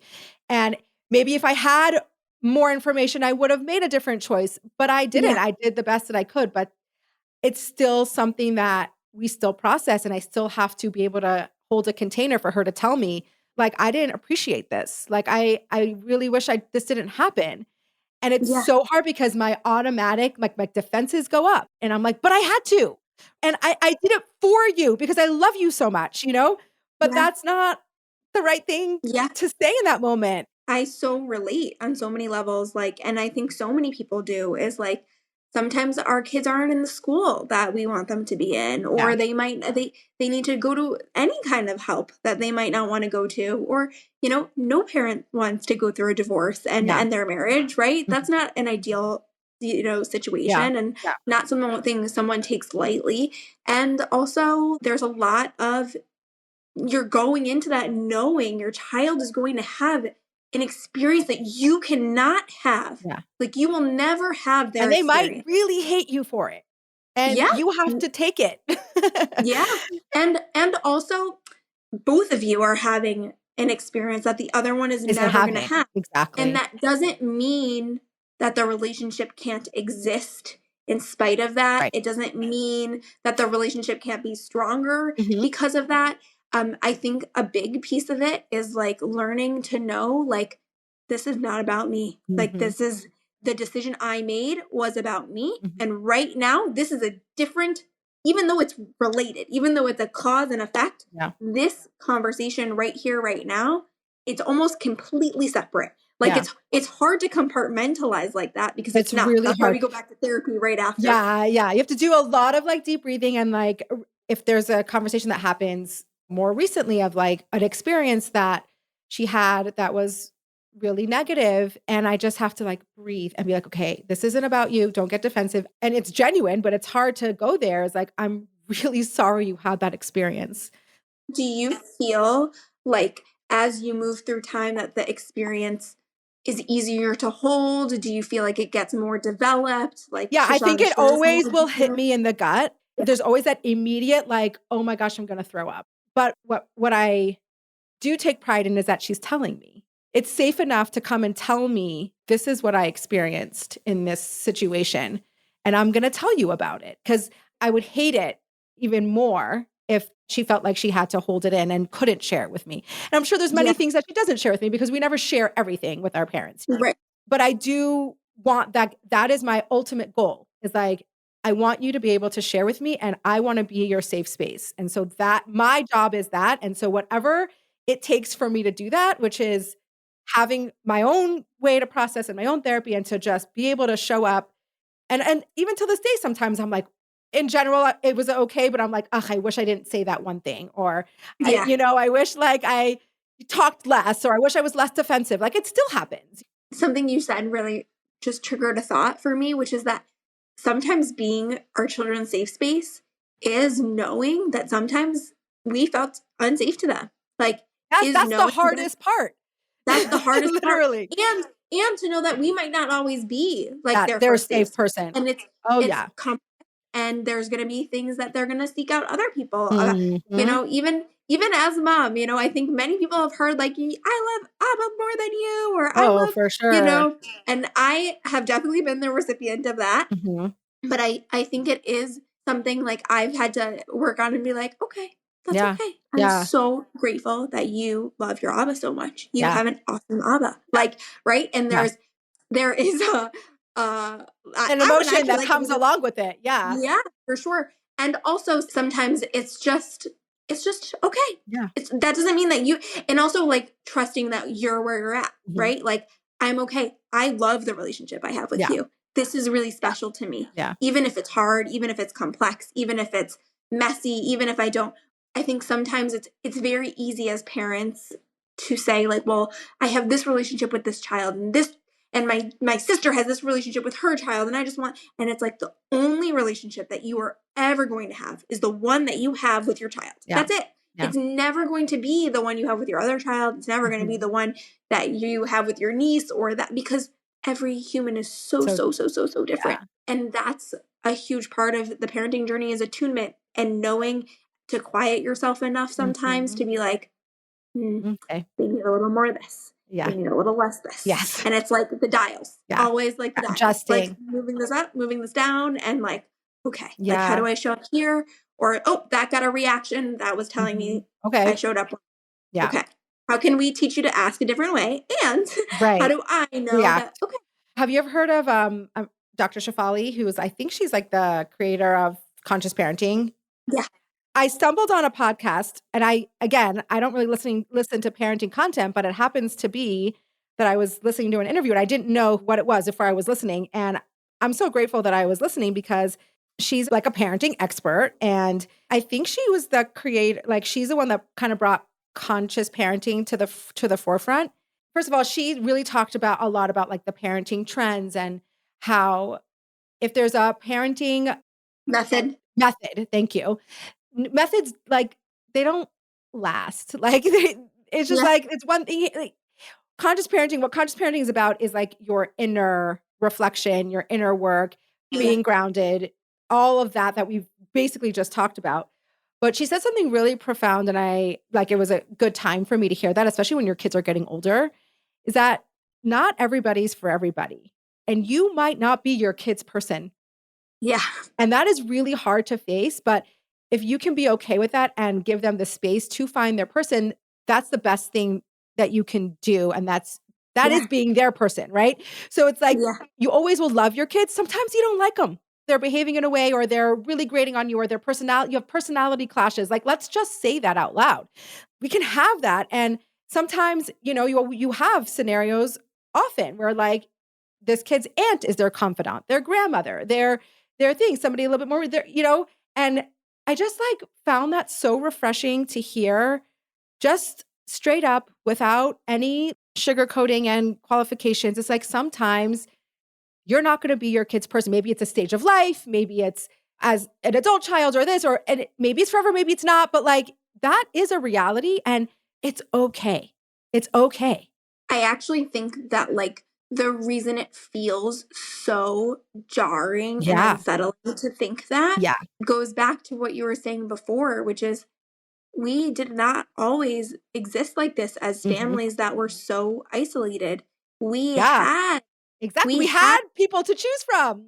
We had aunts, we had grandparents, we had uncles, we had like I actually was really close with my grandmother growing up, and I still feel like she passed away like several years ago, and in a lot of ways we grew up far apart, and I didn't speak to her every day, but like I feel very connected to her. She was an educator. She cared a lot about her children, her students. And I remember I took a class once and I had to like interview her about like aging and regrets and things like that. And it was the coolest thing I've ever done, like in school to this day. Probably so much wisdom there. Yeah. I asked her, I'm like, is there anything like you regret? And she was like, yes, I used to spend my mornings prepping, and there were some days that were, prepping in her classroom for lesson planning and things like that. And there were some days that were so cold that the kids would wait in the auditorium, and even the auditorium would be too cold. So she'd bring them to her classroom. She's like, I regret all the days that I didn't bring them to my classroom. And she's like 90 years old, and she's thinking about these kids like from 60 years ago.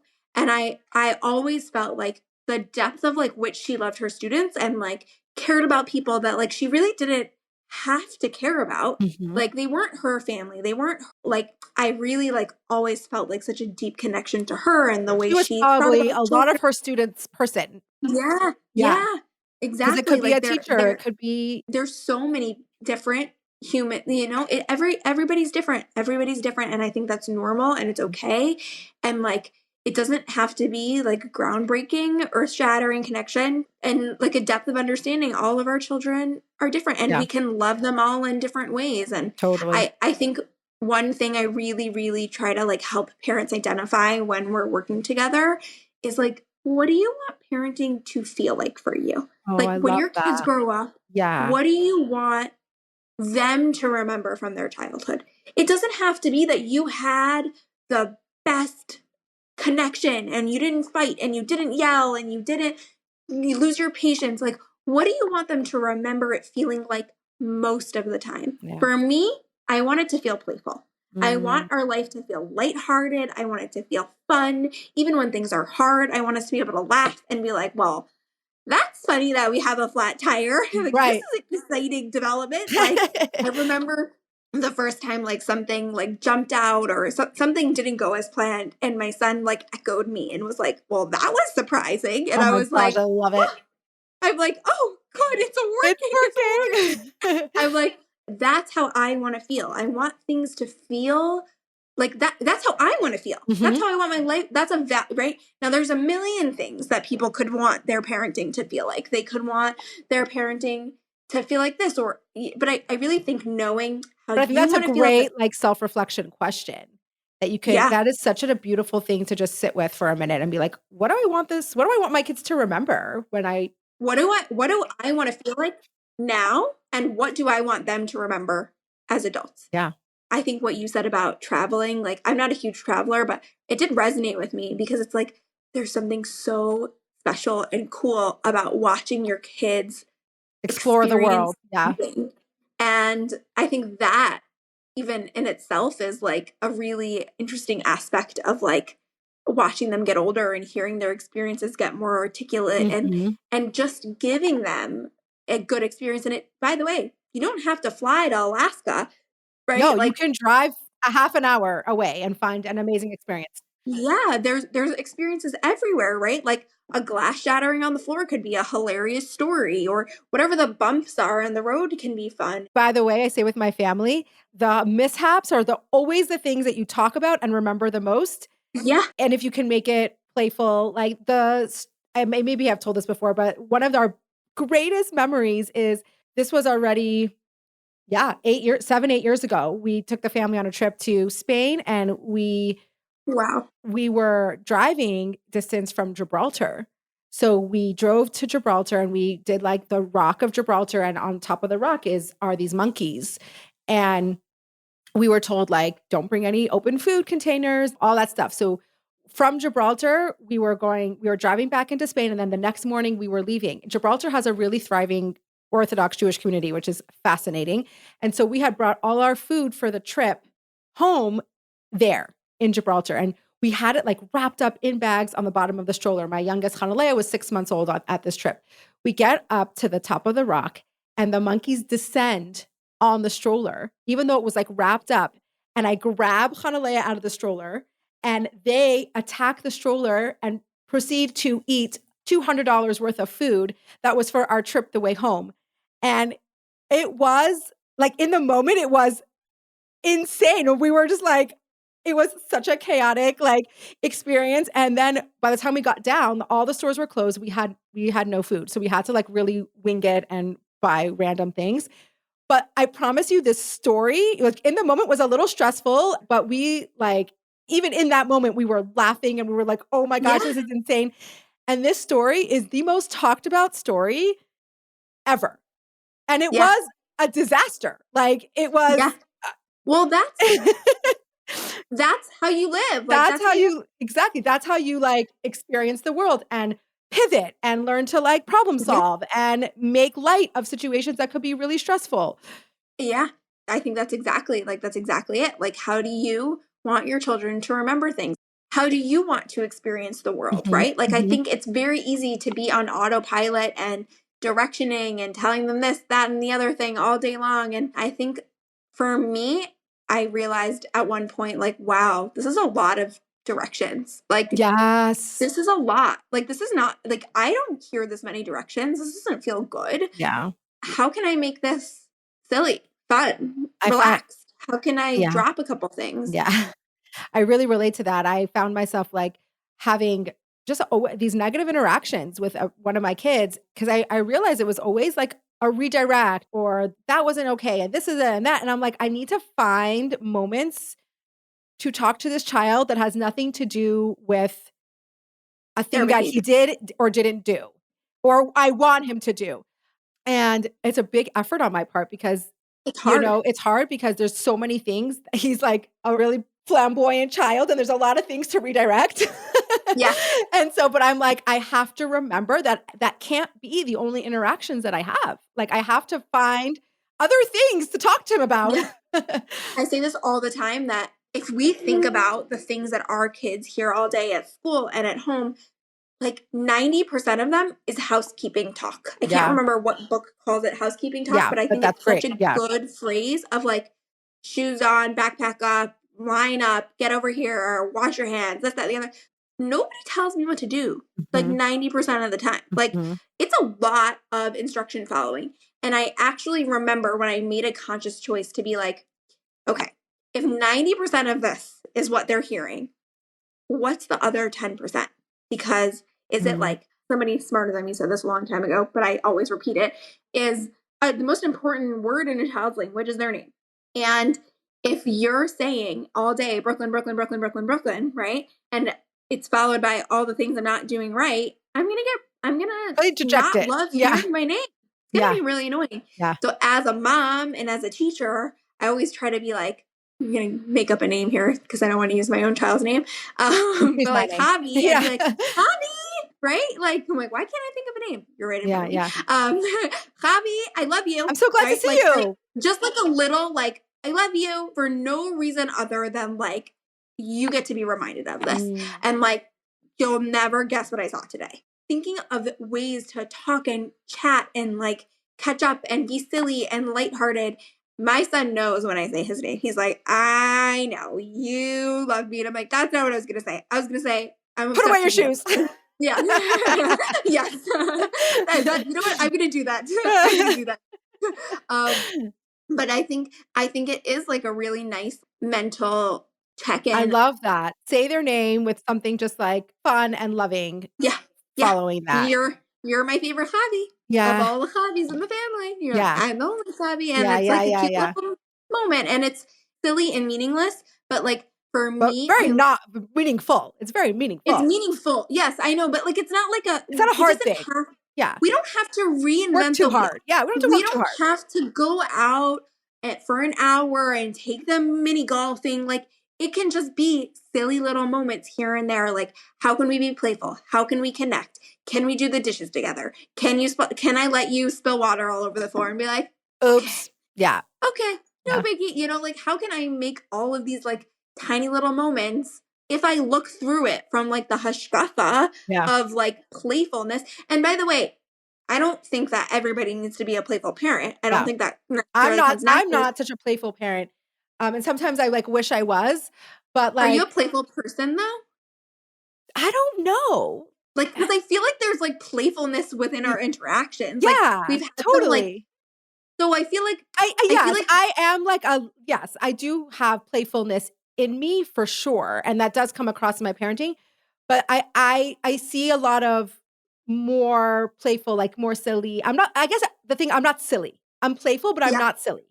Right. I'm not silly either. I'm not going to be like goofy and like la-di-da-di-da. That's not me. Like, I'm going to make a joke and like, I want you to laugh. Like, and I want you to I want you to learn how to joke and we can laugh at each other. Like, no. And there's so many things that I'm already like thinking about. And when I think about what do I want my kids to feel, and because of the nature of my family, and I have 5 adopted children, is I think my feeling is like, I want them to feel safe.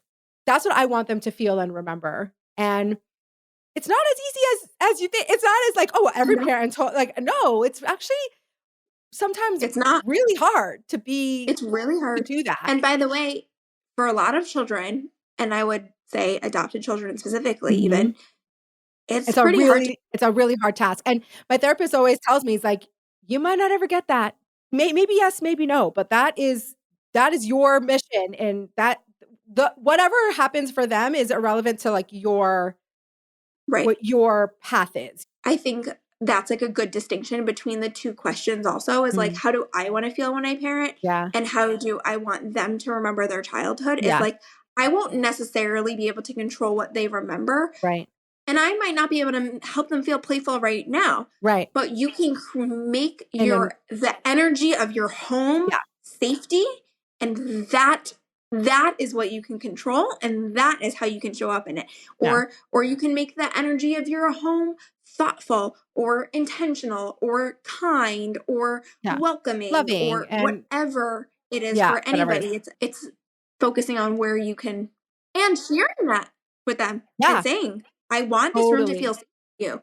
What can we add to it? And get their input. Sometimes I think we underestimate how wise they are and how much they can contribute to the experience. You know, you can ask them quite a lot. Yeah. I don't know if I said this earlier or if I was just thinking it, but it's like, I really believe that children are so capable. Yeah. And they absolutely are capable of knowing what makes them feel safe. They're capable of, even if they're not capable of doing certain things yet, they're capable of learning those things. And that's where we come in. That's where we show up. That's how we can help them. And we can say, like, I think you can do this. It might not be easy and you might need to wait a little bit, but like knowing their input is valuable. This is possible. Yeah. But I think you're right. I think asking them for that input, asking them, how can I make this feel safe? And also What does feel I safe? think it's important. Exactly. I think it's important to not just operate from a because what place of feels lack. safe for you might not Right. be how it feels for them. Right. And I think it's so good to always reflect on, like, what do we have? What are we working towards? How do we already have this? How can we make it stronger? So it's not that it's This always big, like we're working huge towards thing something that and we're we trying. don't have. Yeah. We don't have it. We don't have, like, I don't want our children to remember that, like, we don't have safety because you're working really hard to put that safety into place. And I think it's worthwhile for both you and your child to notice the things that you're doing to create safety. Yes. And I think sometimes we don't want to highlight, of course, we want to meet their needs and know what they need.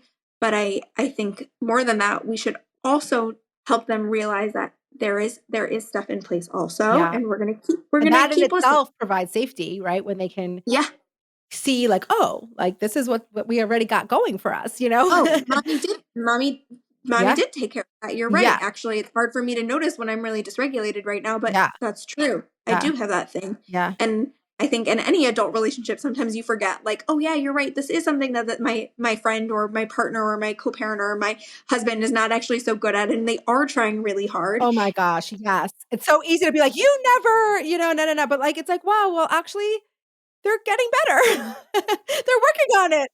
Actually, 6 years ago, this would never have happened. Correct. It's hard to see the progress in little increments, but I always do this. I'm like, well, what was it like 10 years ago? And then you see the progress, you see the change.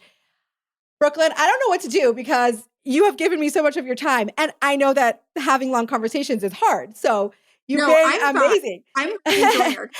But I think we do probably have to wrap up at a certain time. I mean, I could go on forever, but I would love to ask you, like, a final question. What do you find is the thing that parents struggle with the most? You're working with one-on-one. You do a lot of question answers on Instagram. By the way, I love your method. 5 questions. It's very, like, you know what to expect. It happens. It's great. Do you find that there's, like, a common thing that we're struggling with, or is it, like, all over the place and everyone's different? I think it's a really good question. I think everyone is dealing with very different things within their kids. I think there's a few pieces to, like, a couple overarching, I would say, challenges that people have. One is there is a very wonderful thing about getting help. And I think that it's very difficult for parents to tune into their own intuition right now because there's a lot of parenting noise. So I really, really try when I'm coaching to help people build their own intuition and build a framework from which they can operate from. Although it would be nice to take money from them forever, right? To give them sort of a framework that they can operate from, so that way they have a sort of baseline understanding of what's going on. So I think one piece is not trusting themselves and not parenting intuition and always looking for, like, what is this expert saying? What does that expert say? Yeah. I think a second part of that, it's like a second piece and kind of connected to the previous one, is that when we are seeking outside information, which obviously that is my job. So I know that this is, I'm you're including yourself in job this. Security. I'm including myself in this. When people are seeking help from external sources, which sometimes we need to and we should, and it's important, it disrupts our own ability to attune to our children. So there is a very important piece of sort of being able to, like, be the thermostat of your house, right? If everyone's sweating, cooling it down. If everyone's cold, turning the heat up, right? So kind of figuring out how to, again, like, adjust the dials so that way you can, like paying attention to what's going on. Even if you don't always know everything, even if you don't always know the answers, I think even connecting with that attunement is important to getting to the answers, even if the answer is booking a coaching session. Right. And then the third piece is, I think I have a really great framework that I try to operate from, which is physical behaviors, emotional and verbal behaviors, and like executive functioning. And knowing that certain behaviors, basically what I'm saying is I think that parents are missing that framework, which is that kids are not doing things to ruin our day. They're not doing, well, they might be, but if they're doing it, If there's a it's reason. because of something going on inside of them, right? And ultimately, there's two sides of the same coin, which is they're meeting the needs the best way they can, and they're missing a skill to meet the need in a better way. In a better way. Yeah. And to always examine, how can I front load meeting the need, and now how can I plan for the future of building the skill? So that way, whatever behavior is happening is a little bit more addressable.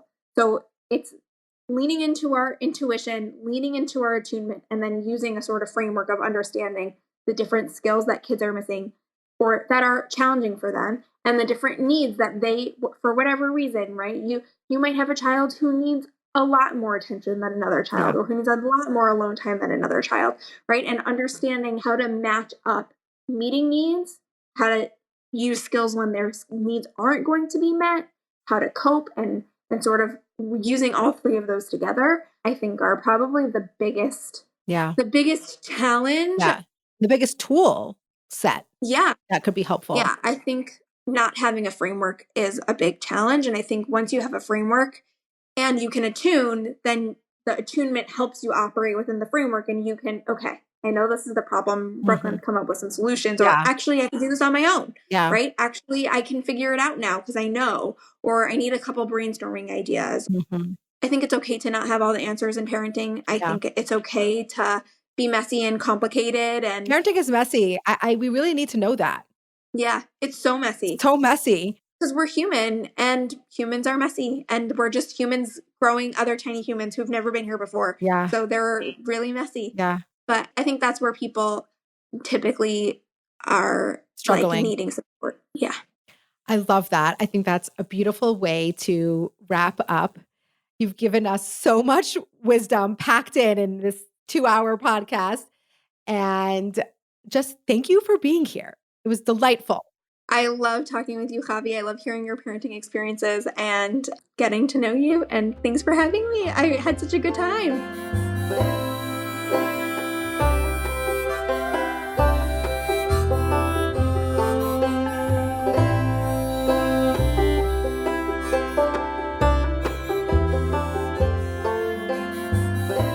Okay, so wasn't that amazing? Oh my gosh. This episode was so impactful for me, and so many of the things that we spoke about, I think about all the time and I try to implement. BrookeLynne is just real and sweet and really understands what we are all going through. And raising humans, it's a big responsibility, and it's hard. It's hard. One of the things that I always think about since this episode, and I actually surprisingly never asked myself that question. I hope that you ask yourself this question. You heard it in the episode. I'm just going to hone in on it for a minute, is how do you want your children to feel about their childhood?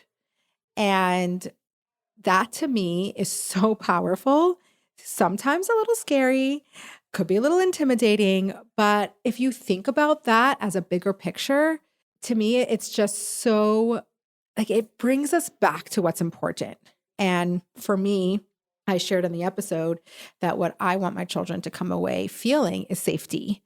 I hope that they do. And I'm sure there are times where under different circumstances, maybe it didn't feel safe. And that is something that is really hard to contend with or face, and realize that we're not always accomplishing the thing that we want to, But I think as a general whole and as a goal, it's something that I work towards and is very, very important to me. And so when I'm parenting and when I'm in the day to day, just to keep reminding myself that this is what my goal is and how do I achieve that goal. And sometimes it helps to block out the other noise that comes in.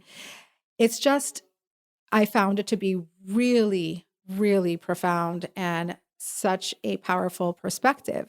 So I ask of you, challenge you to think about the word, your word. Like, what is it that you want your kids to feel about their childhood and to feel about you? And if it's not something that you've accomplished yet, it's not too late. Like, make it your goal and find little ways to get there. And I just think that, yeah, it's a perspective and it was really powerful for me and kind of kind of distills everything into one word. Of course, parenting is so layered and there's so much more to it than one word, but try it. Try it. I think you'll find that it will be quite profound. Talking about parenting, being that this is a parenting episode, I always have parenting navigating that I do in my day-to-day life. And right now, I'm trying to figure out how to hold a certain boundary that aligns with my values, that at the same time, I can still show and impart unconditional love. And I know to some of you that might feel contradictory, to others it might feel like, of course you can have boundaries and still love your children and show that you love them. Of course you can have boundaries and it's for their own good and it's an expression of love. Yes, some boundaries are definitely that way, but there are some things that come up where you have to make a choice that is important for the bigger picture, for your family, for yourself, for your own integrity, that could make a child feel other or not accepted. And the truth of the matter is, what the goal is to be able to hold a boundary that's a reflection of your values and at the same time not make it about that child. It's about your values. So this is something that I'm navigating. I don't have the answers to. I haven't figured it out. I'm so lucky to have mentors and people in my corner and people in my village that are helping us through this particular season in our life. But unconditional love is unconditional love. And sometimes children might not feel that way. So the challenge is, like my therapist told me, he's like, your job is to hold whatever boundary that you think you need to hold and still give the message of unconditional love. Like, how are you going to do that? And that's what we're in right now. And it's so layered. It's not black and white. It's murky and it's hard. And there's so many different people involved and there's different feelings and different histories that people bring to the table that affect how they feel about the scenario that they're in.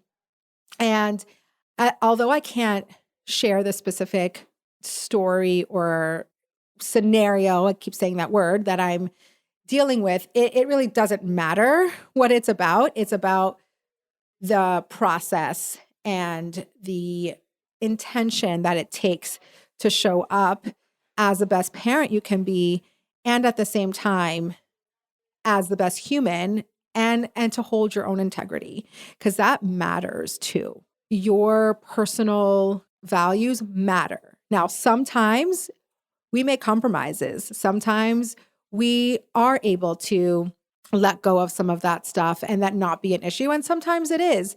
And I think there's such a diverse group of you that listen to this podcast. And maybe some of you will not relate to what I'm saying, but I think some of you will. I think there are so many different things that happen that are unexpected that you could never have imagined would be your life or be something that you're dealing with. And here you are presented with an opportunity to do the best you can. And you might not get it right the first time. Chances are you won't get it right the first time, but show up with the desire to be the best parent you can be, to model integrity, to model behaviors, to model to your children that their voice matters. So when they're faced with a struggle, that they know that their personal values are also important. You don't always have to bend to what's happening around you. And I find it to be really hard. I find that it takes a lot of mental and emotional energy. And at the same time, I find myself being grateful to have the opportunity to push myself out of my comfort zone, out of the little box that we put ourselves in. And just because somebody says that it's accepted that things have to be a certain way doesn't mean it has to be a certain way. Push against that in the confines of your situation and your own personal parameters. And that's kind of been going on. That's something that I've been really focused on and working through. And I'm exhausted.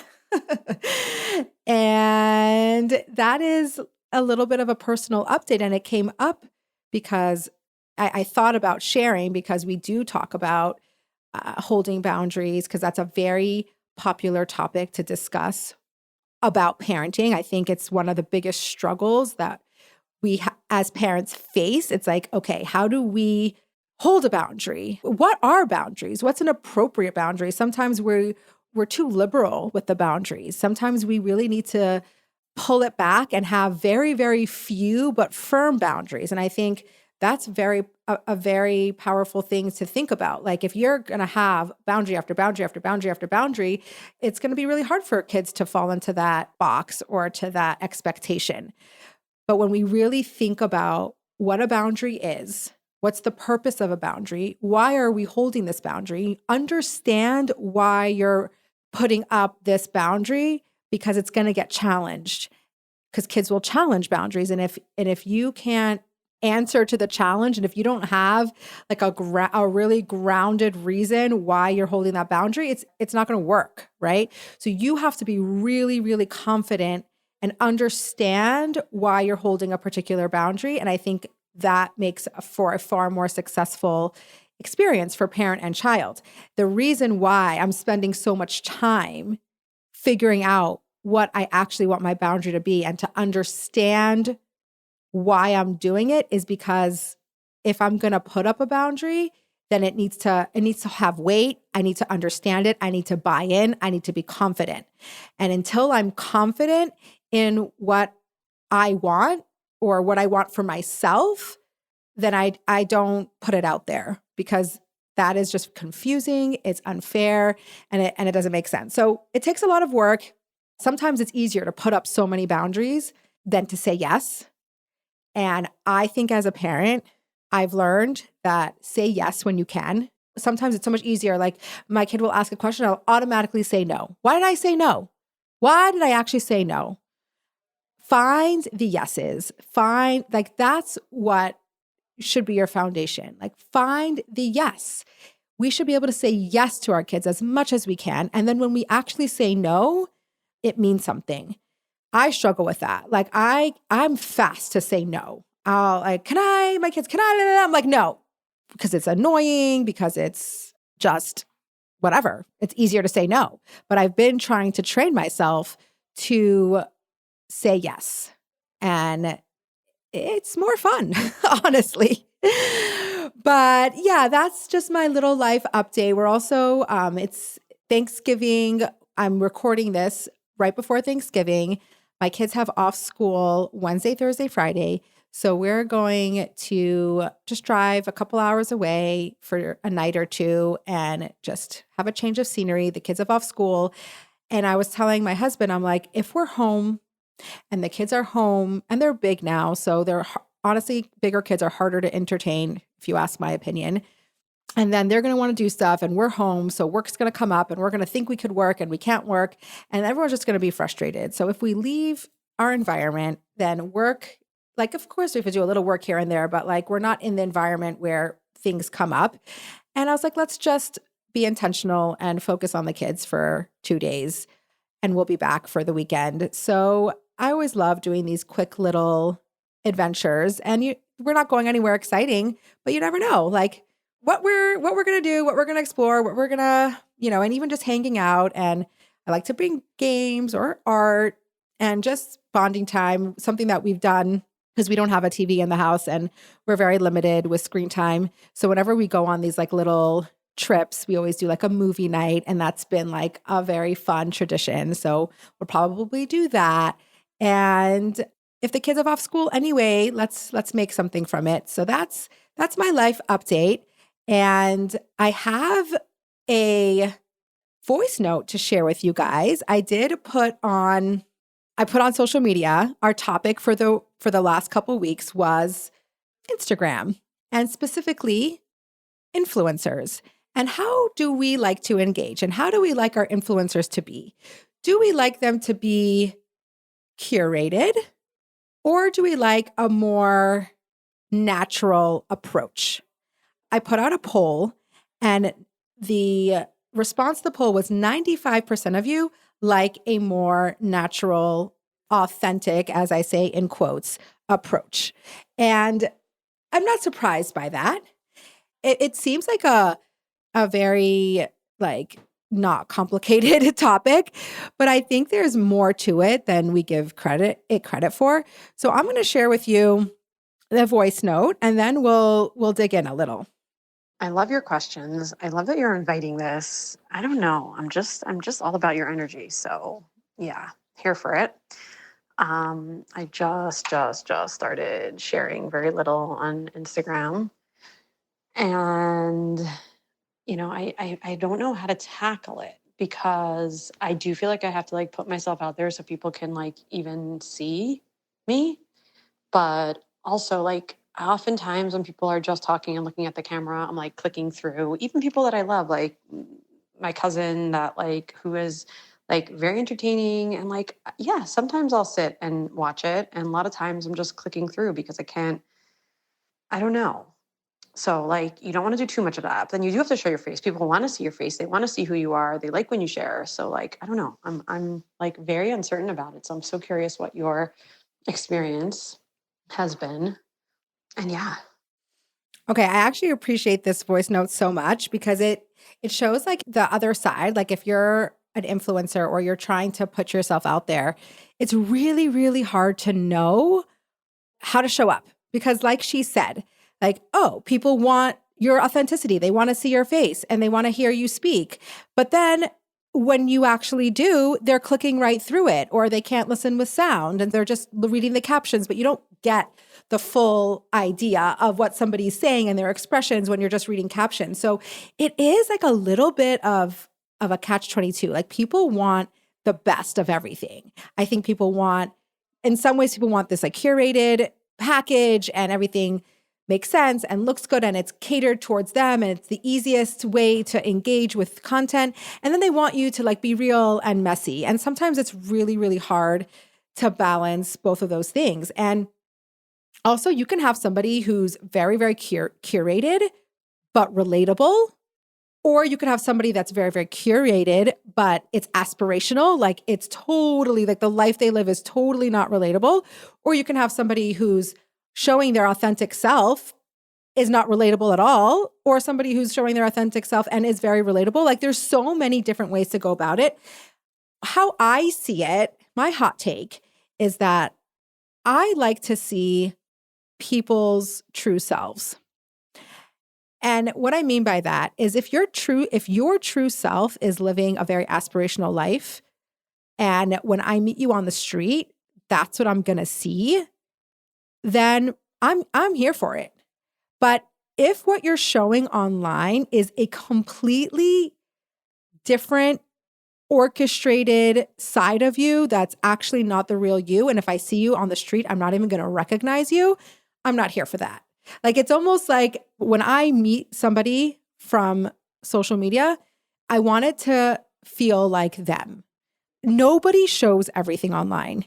And to the point where, remember I posted that message and somebody said, who are we fooling? It's all curated. to a certain degree, that's true. The people who are showing content are showing what they want to show. So in a way that's curated.